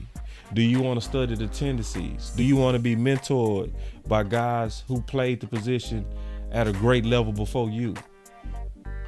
I don't see that. Maybe he doing it and it's just not in the public, but I don't see it. And the most important thing that I don't see when he get out there now, when they barely put him at linebacker, he look like he don't even want to play it. I'm just being honest. And I think I'm one of the few people that's being honest as hell about that. Everybody be kissing Micah ass, man. They do. And I get it, man. Like, sometimes people want interviews from Micah, and I get it. He the cash cow of the NFL. So, like, it's hard for some people to be honest. It's hard for people to tell people sometimes what they need to hear. And some people go take this like I'm disrespecting them. Hey, if you think I'm disrespecting Micah Parsons, man, I can't do nothing for you, bro. Or ma'am, whoever you are. I can't. Because I know I'm saying what I'm saying with good intentions. I know I'm saying with the intentions of him being great. Because I don't know, listen, when you especially when you saying you want to be who he say he want to be, when you say you want to be one of the best ever, go look at what LT was doing. LT could move all over the field. Go look at LT. Go really study LT for real, and you'll see LT knew he could play all 7 of them positions in the front and not miss a beat. Yeah. So if you want to be great like that, then shit, that's the cost of it. And some people need to say it without all these disclaimers. I get tick of us every time we got something to say about Micah, man. We like Micah. I'm not saying this. I'm not saying, man. Come on, man. Nah, bro. Like, nah. Everybody should already know that we already respect Micah. We know he's a great player. But what I want to see out of Micah Parsons, maybe not this year because I think it's too late. I want to see you commit to it. I want to see you put in that work for linebacker. And I'm going to say one more thing that I know a lot of people not talking about. You know where I think this is coming from, bro? I'm going to be all around it. You know where I think this is coming from? I had to think about it. I think this is coming from Micah Parsons' agent. I think this is coming from Micah Parsons' agent. I really do. I don't know that for sure. Of course, I'm spitballing, but I bet you this is coming from his agent. Like this desire for him to want to play defensive end, right? And the way he went about it in the offseason. Yeah, I think, because think about it. If you was an agent, what's the fastest way for you to get the bag?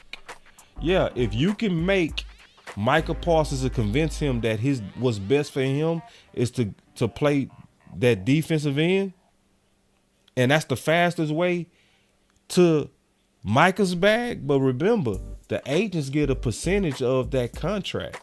So which one would he want as an agent? Would he be trying to talk you into being a complete chess piece queen? Or would he be like, bro, listen, let's do this in steps. Go ahead and go put everything into that defensive end, get the bag, and then, go to that linebacker. Like, to be honest, that's an agent doing his job, right? If that's the agent, that's what you would be telling them. That's what I would be telling them. Hey, yeah, I know you can be kind of a hybrid guy, but say, listen, I'm here to represent you and your interests and your family and your money. The best thing for your interests and your family and your money is for you to tear up that edge. So that's my theory of what's going on too. Because people can say what they want to, but I'm not seeing the interests of middle linebacker. I'm not. I'm saying get that away from me. Now I'll play it if you rushing me from linebacker, but if you trying to have me go play the traditional, so yeah, I just wanted to put it all the way out there on what I really think is going on. Now, do I absolutely know that? No, of course not. But I think y'all should be able to trust me and my ability to read tea leaves by now. Because I was the one telling everybody before it got out there that it was a division between Mike McCarthy and Kellen Moore. I was saying it early. Too. Now it got popular way later, but I was reading the tea leaves and I was like, bro, how do y'all not see that Mike McCarthy's having an issue with Kellen Moore? So I don't ignore the obvious. Some people ignore the obvious. I don't. When you over here saying, man, I set the edge, you got to go talk to them coaches about what's going on stopping the run. When you don't even identify yourself as a linebacker at all, your mind ain't and your heart not in that position. That's obvious to me. Some people will look at that and then play dumb to it. They'll look right at it and be like, I guess he gonna do whatever Dan Quinn tell him to do. Nah, I see pushback. Yeah, I know I see pushback. And I'm not gonna put my head in the sand when I know what I'm looking at. Dan Quinn had to say in the offseason, if y'all got any questions on what he is, y'all come to me. See, y'all know that tone when somebody trying to set you straight, but then we all act like we don't see what we seeing. No, I know what I'm seeing. I'm seeing a division. I'm seeing division. And I know what I'm saying when I say that. I'm seeing division. My pastor used to say a long time ago, you can't have two visions. Because if you have two visions, that's division. Division. That's what we have. Yeah. Dan Quinn had a vision for him being an off-ball linebacker that he could use like a queen. His vision for himself is defensive end. So anyway. So maybe people see it different. Hey, man. To me, it's common sense. It's common sense to me.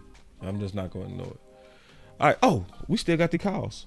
All right, let's get to these calls. Damn, my bad. Joe. Hey, what's going on, boss? What's up, Joe? So I kind of wanted to get your opinion on this. I just feel like, I don't know if that has anything to do with it or if it can improve us, but I just feel like, what's your opinion on, because I feel like Dan Quinn should be on the sideline rather than the press box. Oh, should Dan Quinn be on the sideline? Yeah. Because you're the D coordinator, right? And you got your DB's coach rallying the troops during the game when he should be Dan Quinn. Yeah. Al Harris was the one yelling at the defense when Dan Quinn was up on the press box just calling the plays. Yeah. So this is the thing.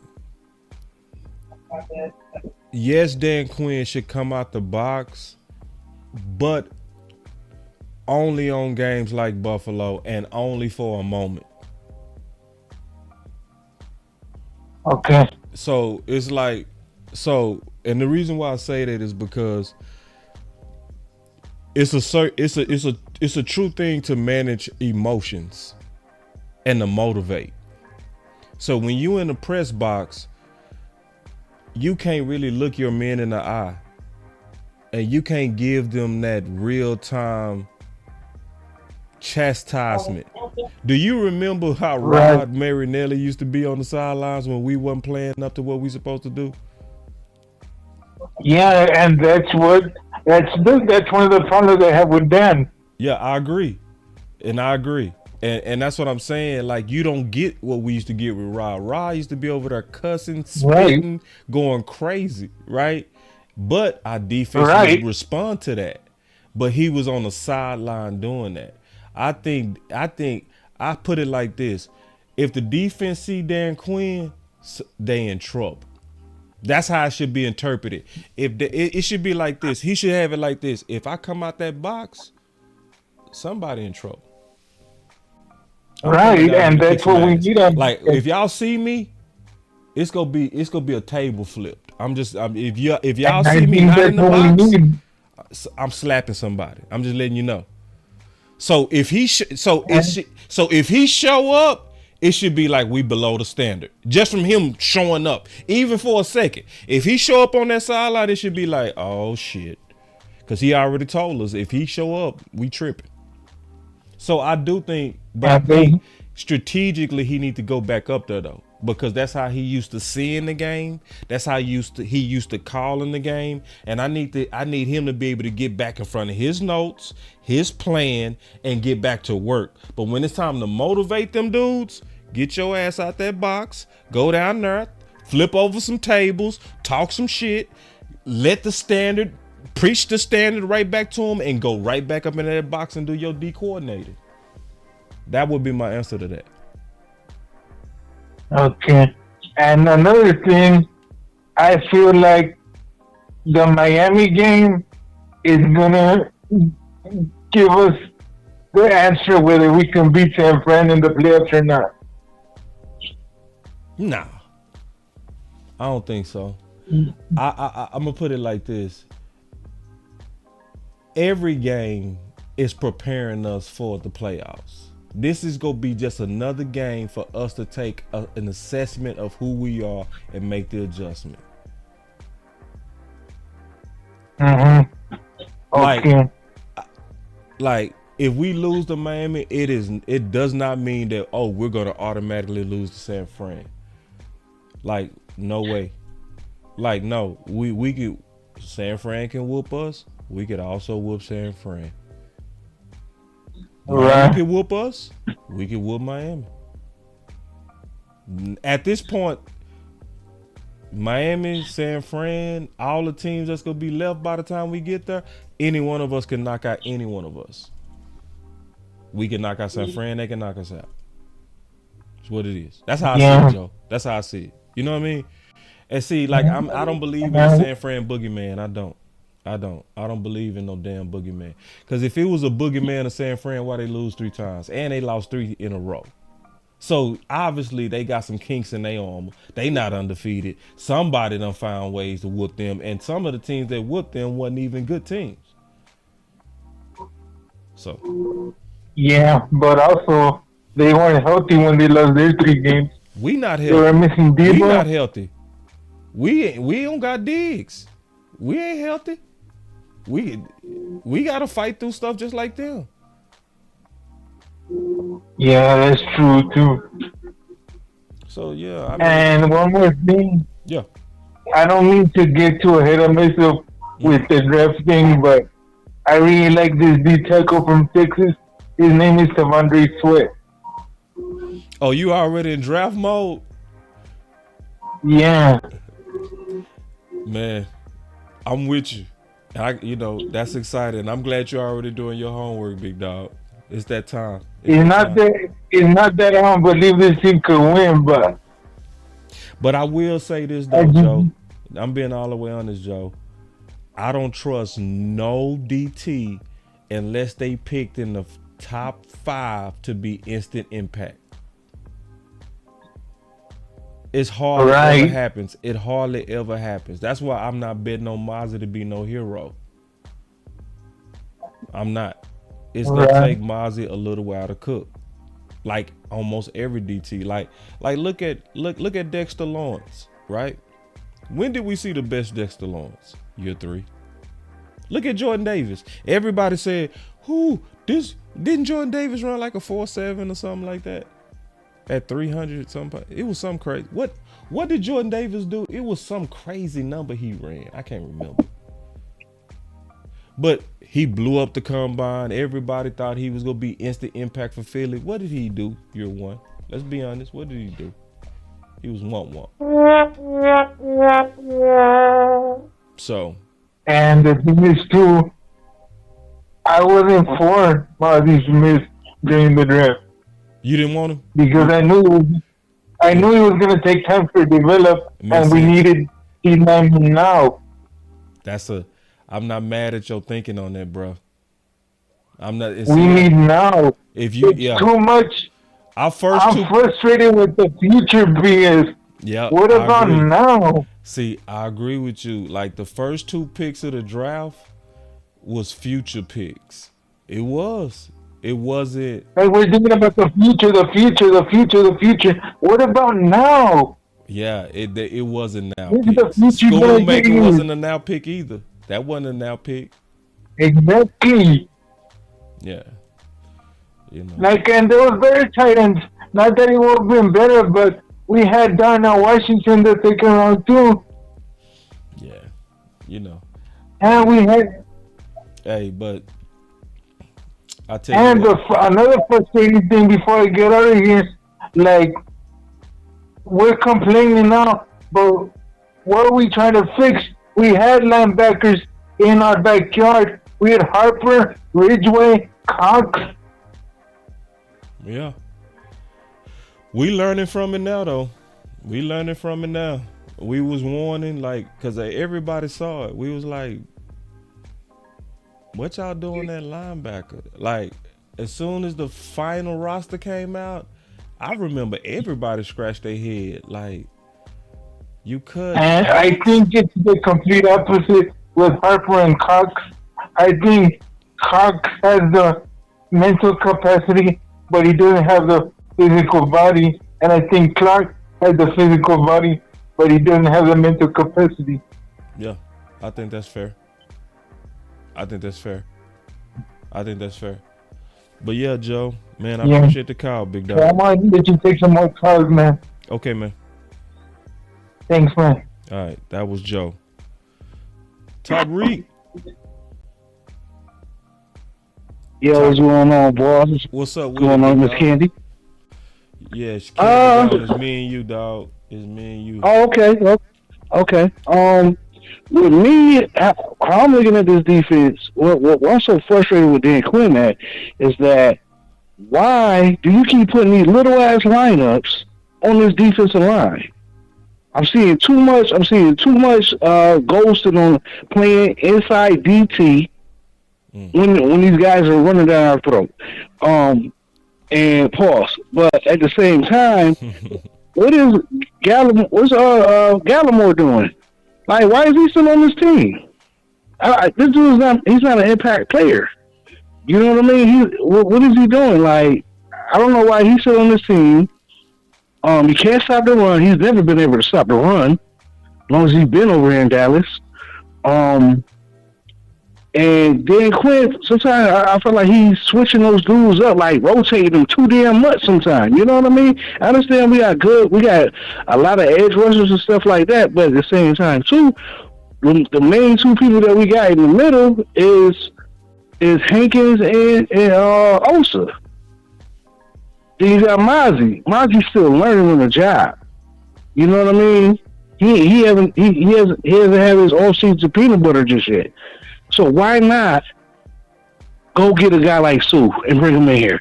This dude was just in the Super Bowl last year. That counts for something. I don't give a damn if you say he watched or not. But he made it somewhere this defense hasn't made it to. He wasn't watched either. That's what I'm saying.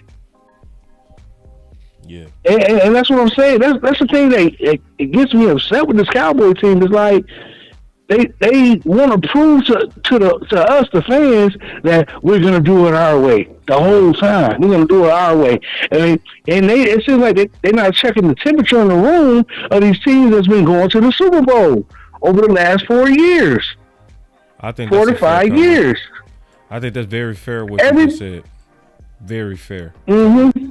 So like, yes, I call it the Stephen Jones experiments.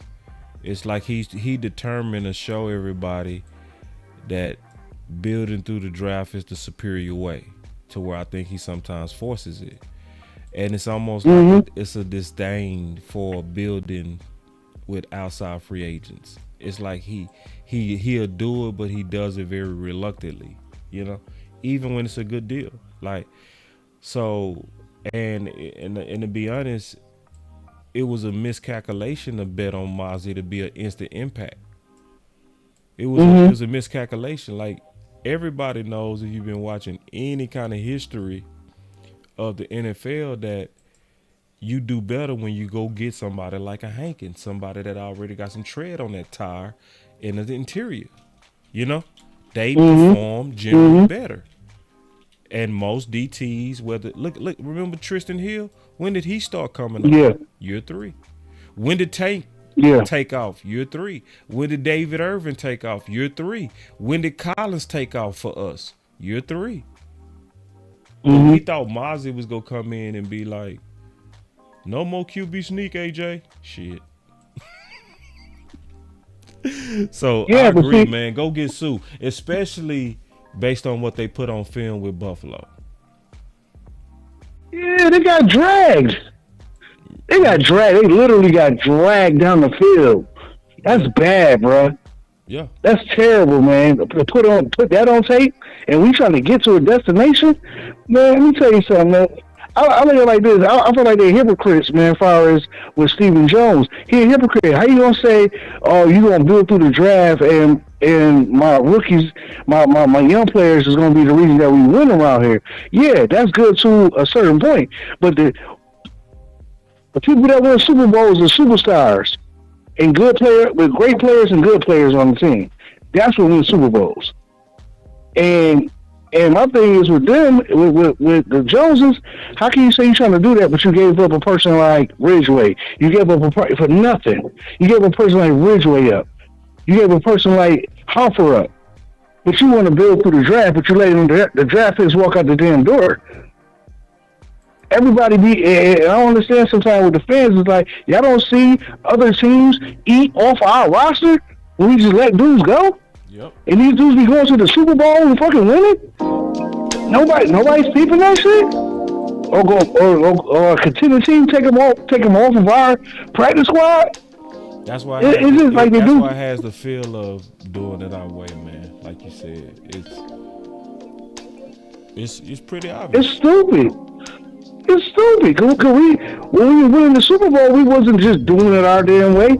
You did a trade to get some phenomenal young players in here, and within a couple years' time, then you went to Super Bowl caliber teams, getting people like Charles Haley, going back to San Fran, getting people like Deion Sanders, right?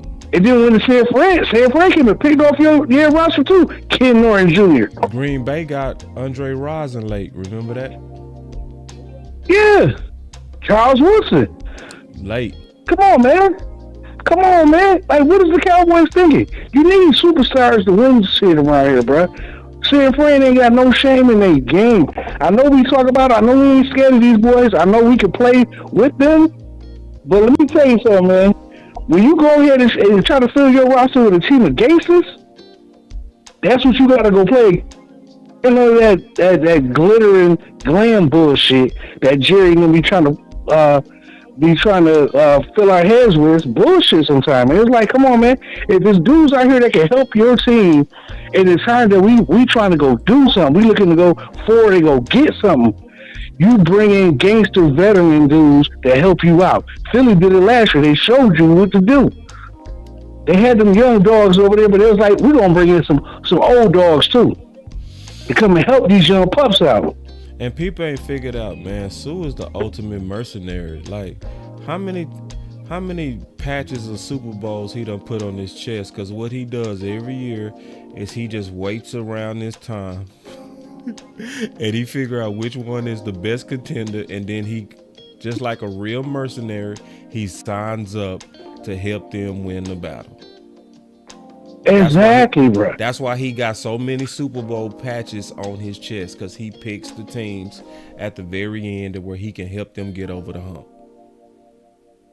That's what the Rams did to win their Super Bowl.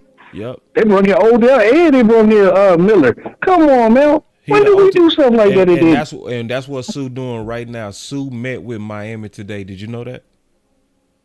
Yeah, I heard about it. Yeah. So he doing. He was like slapping Dallas in the face. No, he's a mercenary. He's the ultimate mercenary. He like, my services are for hire. Yeah. I'm looking for a contender team, and I'm gonna come give y'all some of this good old one tech. I'm gonna go throw some centers around. I'm gonna make it easy on your linebackers, and I'm gonna go back to my vacation. I'm a mercenary. I'm a killer by hire. And we playing with our. Can I tell you some real stuff though? And then can I tell you something real? Yeah, real quick. But what pissed me off is how it's like so many of us complained about linebacker all damn year. And then when you start trying to give answers, we don't want the answers. When you start trying to get solutions, we don't want the solutions. So yeah, maybe, yeah, sure, we can solve this from within. Because after getting whooped like that, I'm certain that Dan Quinn and them is working behind the scenes to come up with a solution. But if you can't figure it out, and if Miami come and blow you off the ball, like Buffalo, stop the bouginess, Dallas. Stop it. Go get some help. Stop acting like you can solve everything with your draft guys. Stop all this. We don't need to. We got Gallimore. Are you serious? Stop playing with me. See, that's what we seeing with Evans. Everybody keeps scratching their head. I don't know why they ain't playing Evans. You know why they ain't playing Evans. They ain't playing Evans because we got this mentality of bastards versus sons. And I keep saying the same thing every year. It's a cultural issue. It's a philosophy issue to where we want to build through the draft, and we show disdain for outside free agents. And you know the crazy part about this whole situation is that they don't even really study their enemies. They don't study the ops. Why do you think Philly is so confident in these young dudes without going to get older players to bring them on to play on that defensive line all the way like that, as far as the DT position? You know why? Because you had players like Sue and Joseph over there to teach people like Jordan what to do. Why are you not doing that for Mozzie? Hankins can only teach him so much. I don't remember Hankins being in the damn Super Bowl. I don't remember Hankins getting to the Super Bowl. You bring people in. You bring people in with Super Bowl experience, what it takes to get over the hump. Why did you bring Gilmore in here to help out the younger dudes? And this there's cornerbacks, man. I want to be clear on this too. Sue wouldn't be instant impact. Not instant. Everybody would have to be patient. Just like Shaq Leonard. Yeah. Shaq Leonard at Philly or Dallas was going to be bad before they're good. You know? And that's what people got to realize. When you grabbing these guys, they got to learn your system. They had no training camp. They had nothing that really taught them to install in the basics of that defense. So it's very immature for us to believe that Sue or even Shaq Leonard would have came in immediately and made a difference. It was almost like Peters, right? When we got Peters, they had to get him in shape. They had to get him ready to go. But then you start seeing his value about 3 weeks in, right? So it's the same thing. We can even say the same thing happened with the receiver from last year, T.Y. Hilton, right? You didn't get the instant impact out of him. I wouldn't even expect instant impact out of Sue. But I would say we should get him now to be preparing for the playoffs. Give him 3 weeks, 4 weeks to get ramped up, to get back in some kind of football shapes where you start ramping up his snaps slowly to where when it's playoff time and it's that pivotal tush push, he ready for it.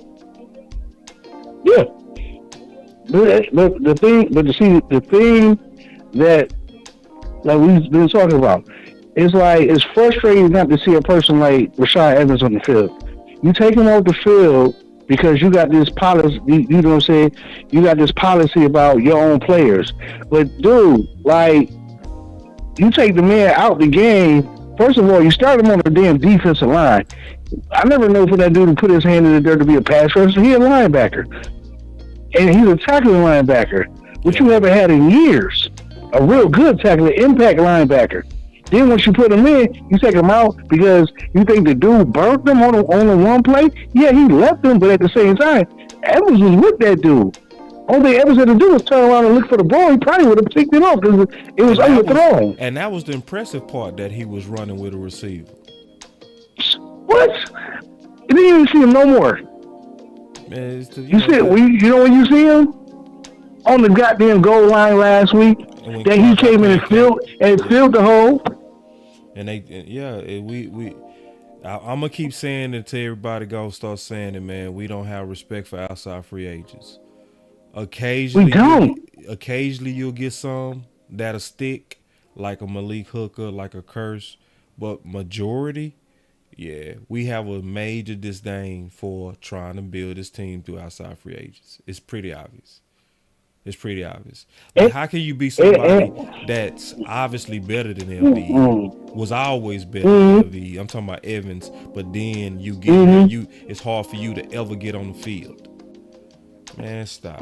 Like, when you look at the fact that they ran off Amari Cooper and said he was injury prone to rush to sign an injured Gallup, man, it just shows, man, y'all got these old weird philosophies to where it's about building through the draft.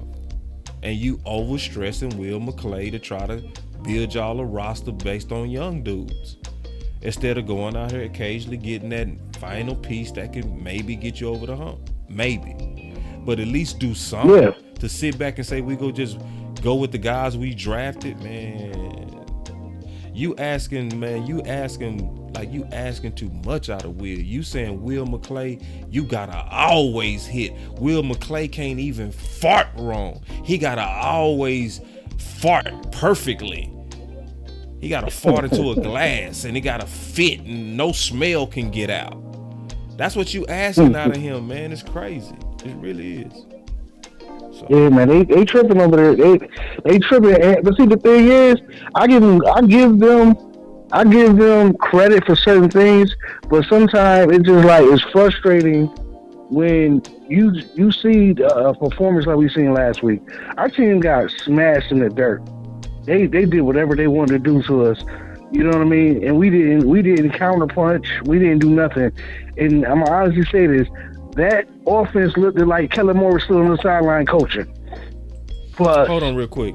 My boy Marcus said Reek just complaining without holding the right person accountable, Dan Quinn, and Boss co-signing the foolishness. What? That's why I don't want Dan Quinn here anymore. Our fan base refused to hold Dan Quinn at fault. I think, Marcus, you might have came in late, big dog. I would just say go listen to the show yesterday from the Final Word. You'll see who was holding Dan Quinn accountable.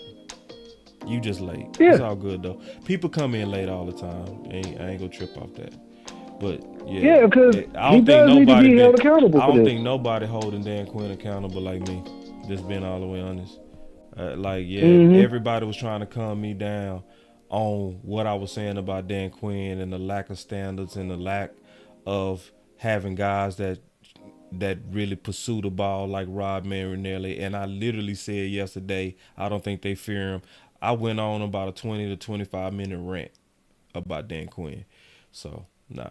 No, and me and Tariq talked about it too. So Tariq on that, it's just that it's so much that's going wrong that we got to sometimes break it up. Sometimes you got to talk about Dan Quinn, but then you got to talk about the effort of the linebackers and the size of the linebackers, or then you got to talk about how they might not be getting enough help up front. This is a whole major problem. You got to talk about it all. So Dan Quinn is a part of it.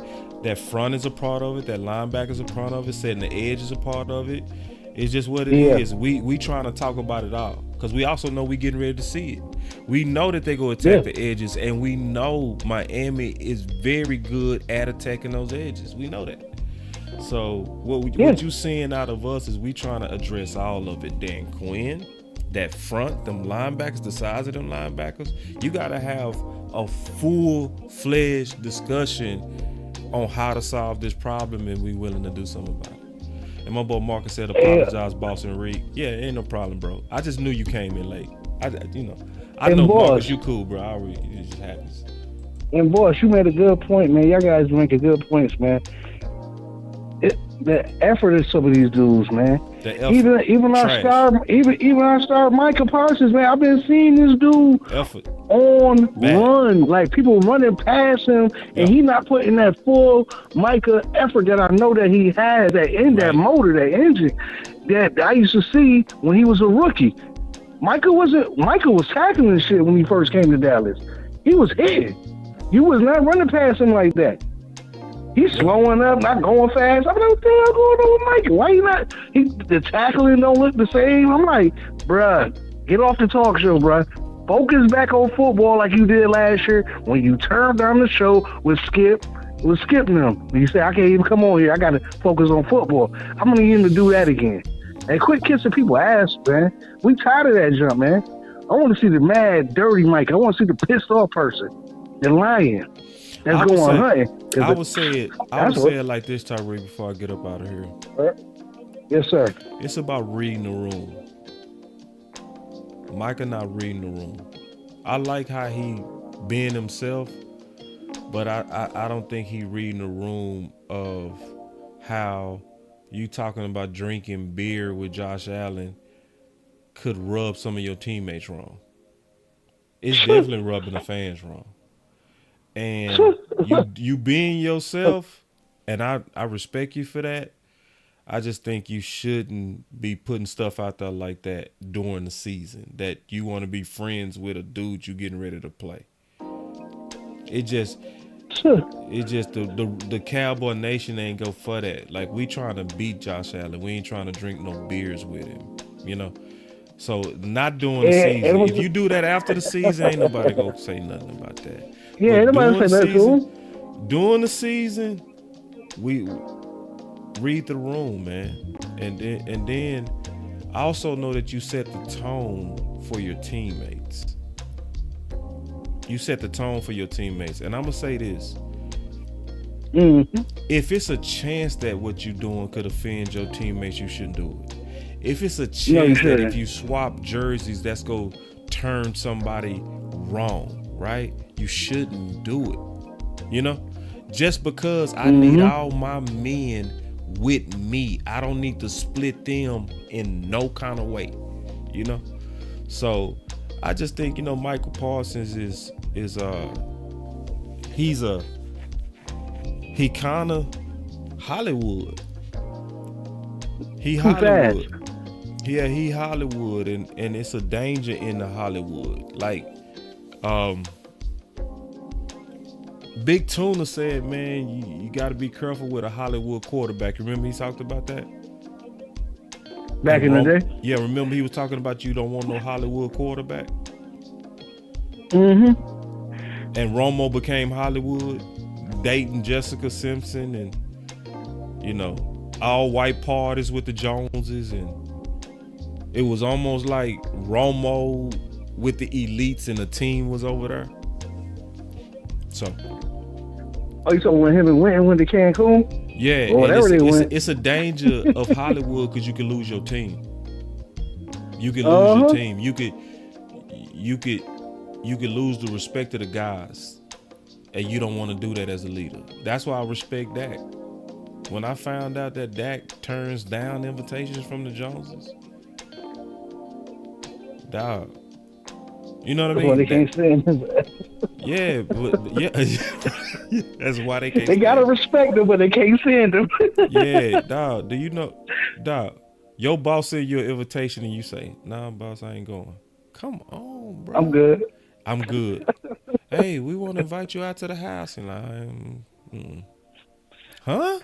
Hey, he ain't one of that Johnny Walker Blue.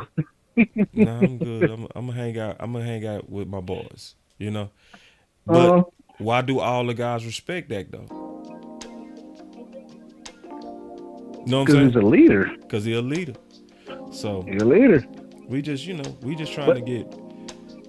But I'm gonna say this one thing, and I'm up out of here, boss. I'm gonna say this. I cut you out. I want to say this one thing, and I'm up out of here. All right. Micah Parsons better bring it this weekend. I'm gonna tell you why. He better bring it because all that chirping him and Cheetah was doing in the beginning of the season, when we see each other and all that. Oh, he better bring it because I know who the Cheetah is. Tyreek Hill gonna bring it. I'm gonna need Micah Parsons to bring it. I'm gonna need that superstar jumping off the damn screen and making a big difference in this game for us to win it. That's what I need to see.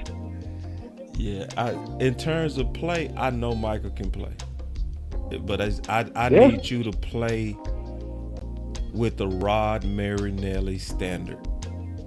If you on that field and in between them whistles, it's 100 miles an hour, like Tank was doing. If it's anything under that, you ain't leading. It's just what it is. And we didn't see that. If we being all the way honest, we didn't see that from Micah Parsons Sunday. We saw it from Tank. We did not see it from Micah Parsons. And Tank is the one with the flu. Come on now. Who the one had the flu? Tariq? Shit. Huh? Oh, man. Hey, man. All we can do is, hey, man. Hey, I'm with them. Win, lose, or draw. I'm with these guys. But they just got to bring it, man.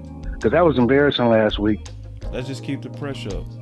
That's what we'll do. And I'm in upstate New York, so I really deal with the Buffalo fans. So. Yeah. I just say let's keep the pressure up, man. And then let's keep speaking our minds. Because that's one thing I'm always do. I'm going to speak my mind. I'm going to say it. I'm going to say what other people scared to say. Because I know it's a risk when I talk about this, because I know it's a whole lot of people, they want to suck up.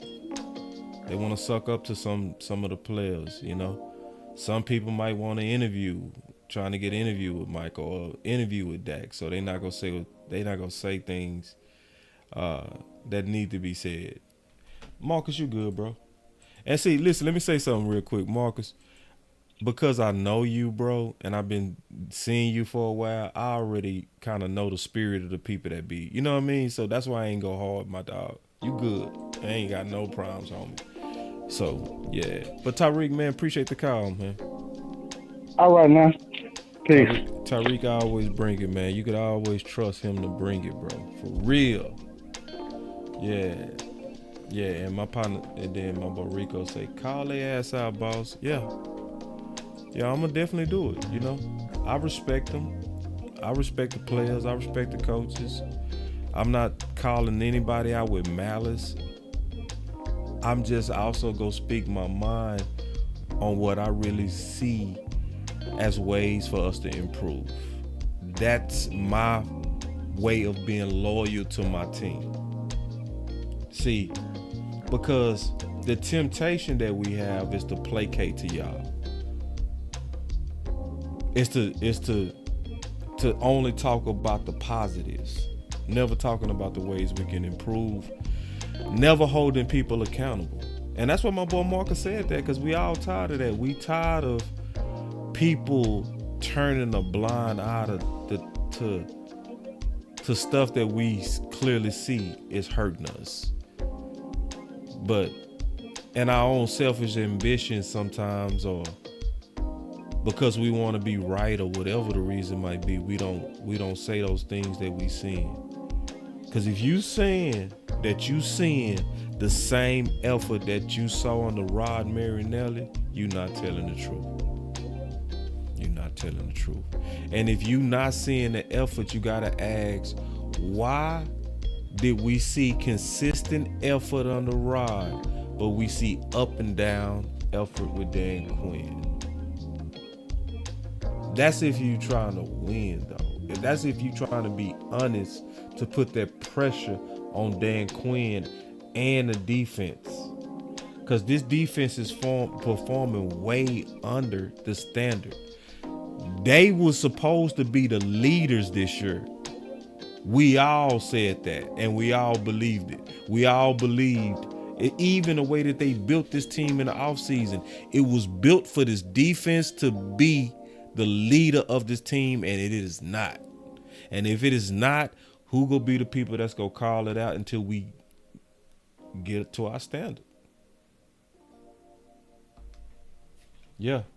And George Booney, you did say this. I remember you saying this. You did say this. You said, boss, I've been told you to call out 11 out because he never shows up against the 49ers. Well, here we go. I'm definitely doing it. And I know he can do it, man. It's another gear in him, man. And I want to see him get to that gear. I know he can. But we going to have to put that pressure on him until we get the greatness, more greatness, because Micah Parsons is already great. But until we get more greatness out of him. So anyway, man, this is, Boss Candy. I pretty much don't got nothing else, man. I'm all done with my content, man. But I obviously appreciate all y'all rocking with us. We will be coming tomorrow with Boss Land. Henny is going to be joining the show tomorrow. So, that's going to be dope. That's going to be real dope, man. I always love with my boy Henny. So we got Henny and Landlord 11 a.m. in the morning. But until then, man, it's your boy Boss Cowboy Sports with Boss Candy. Where your voice matter. Peace.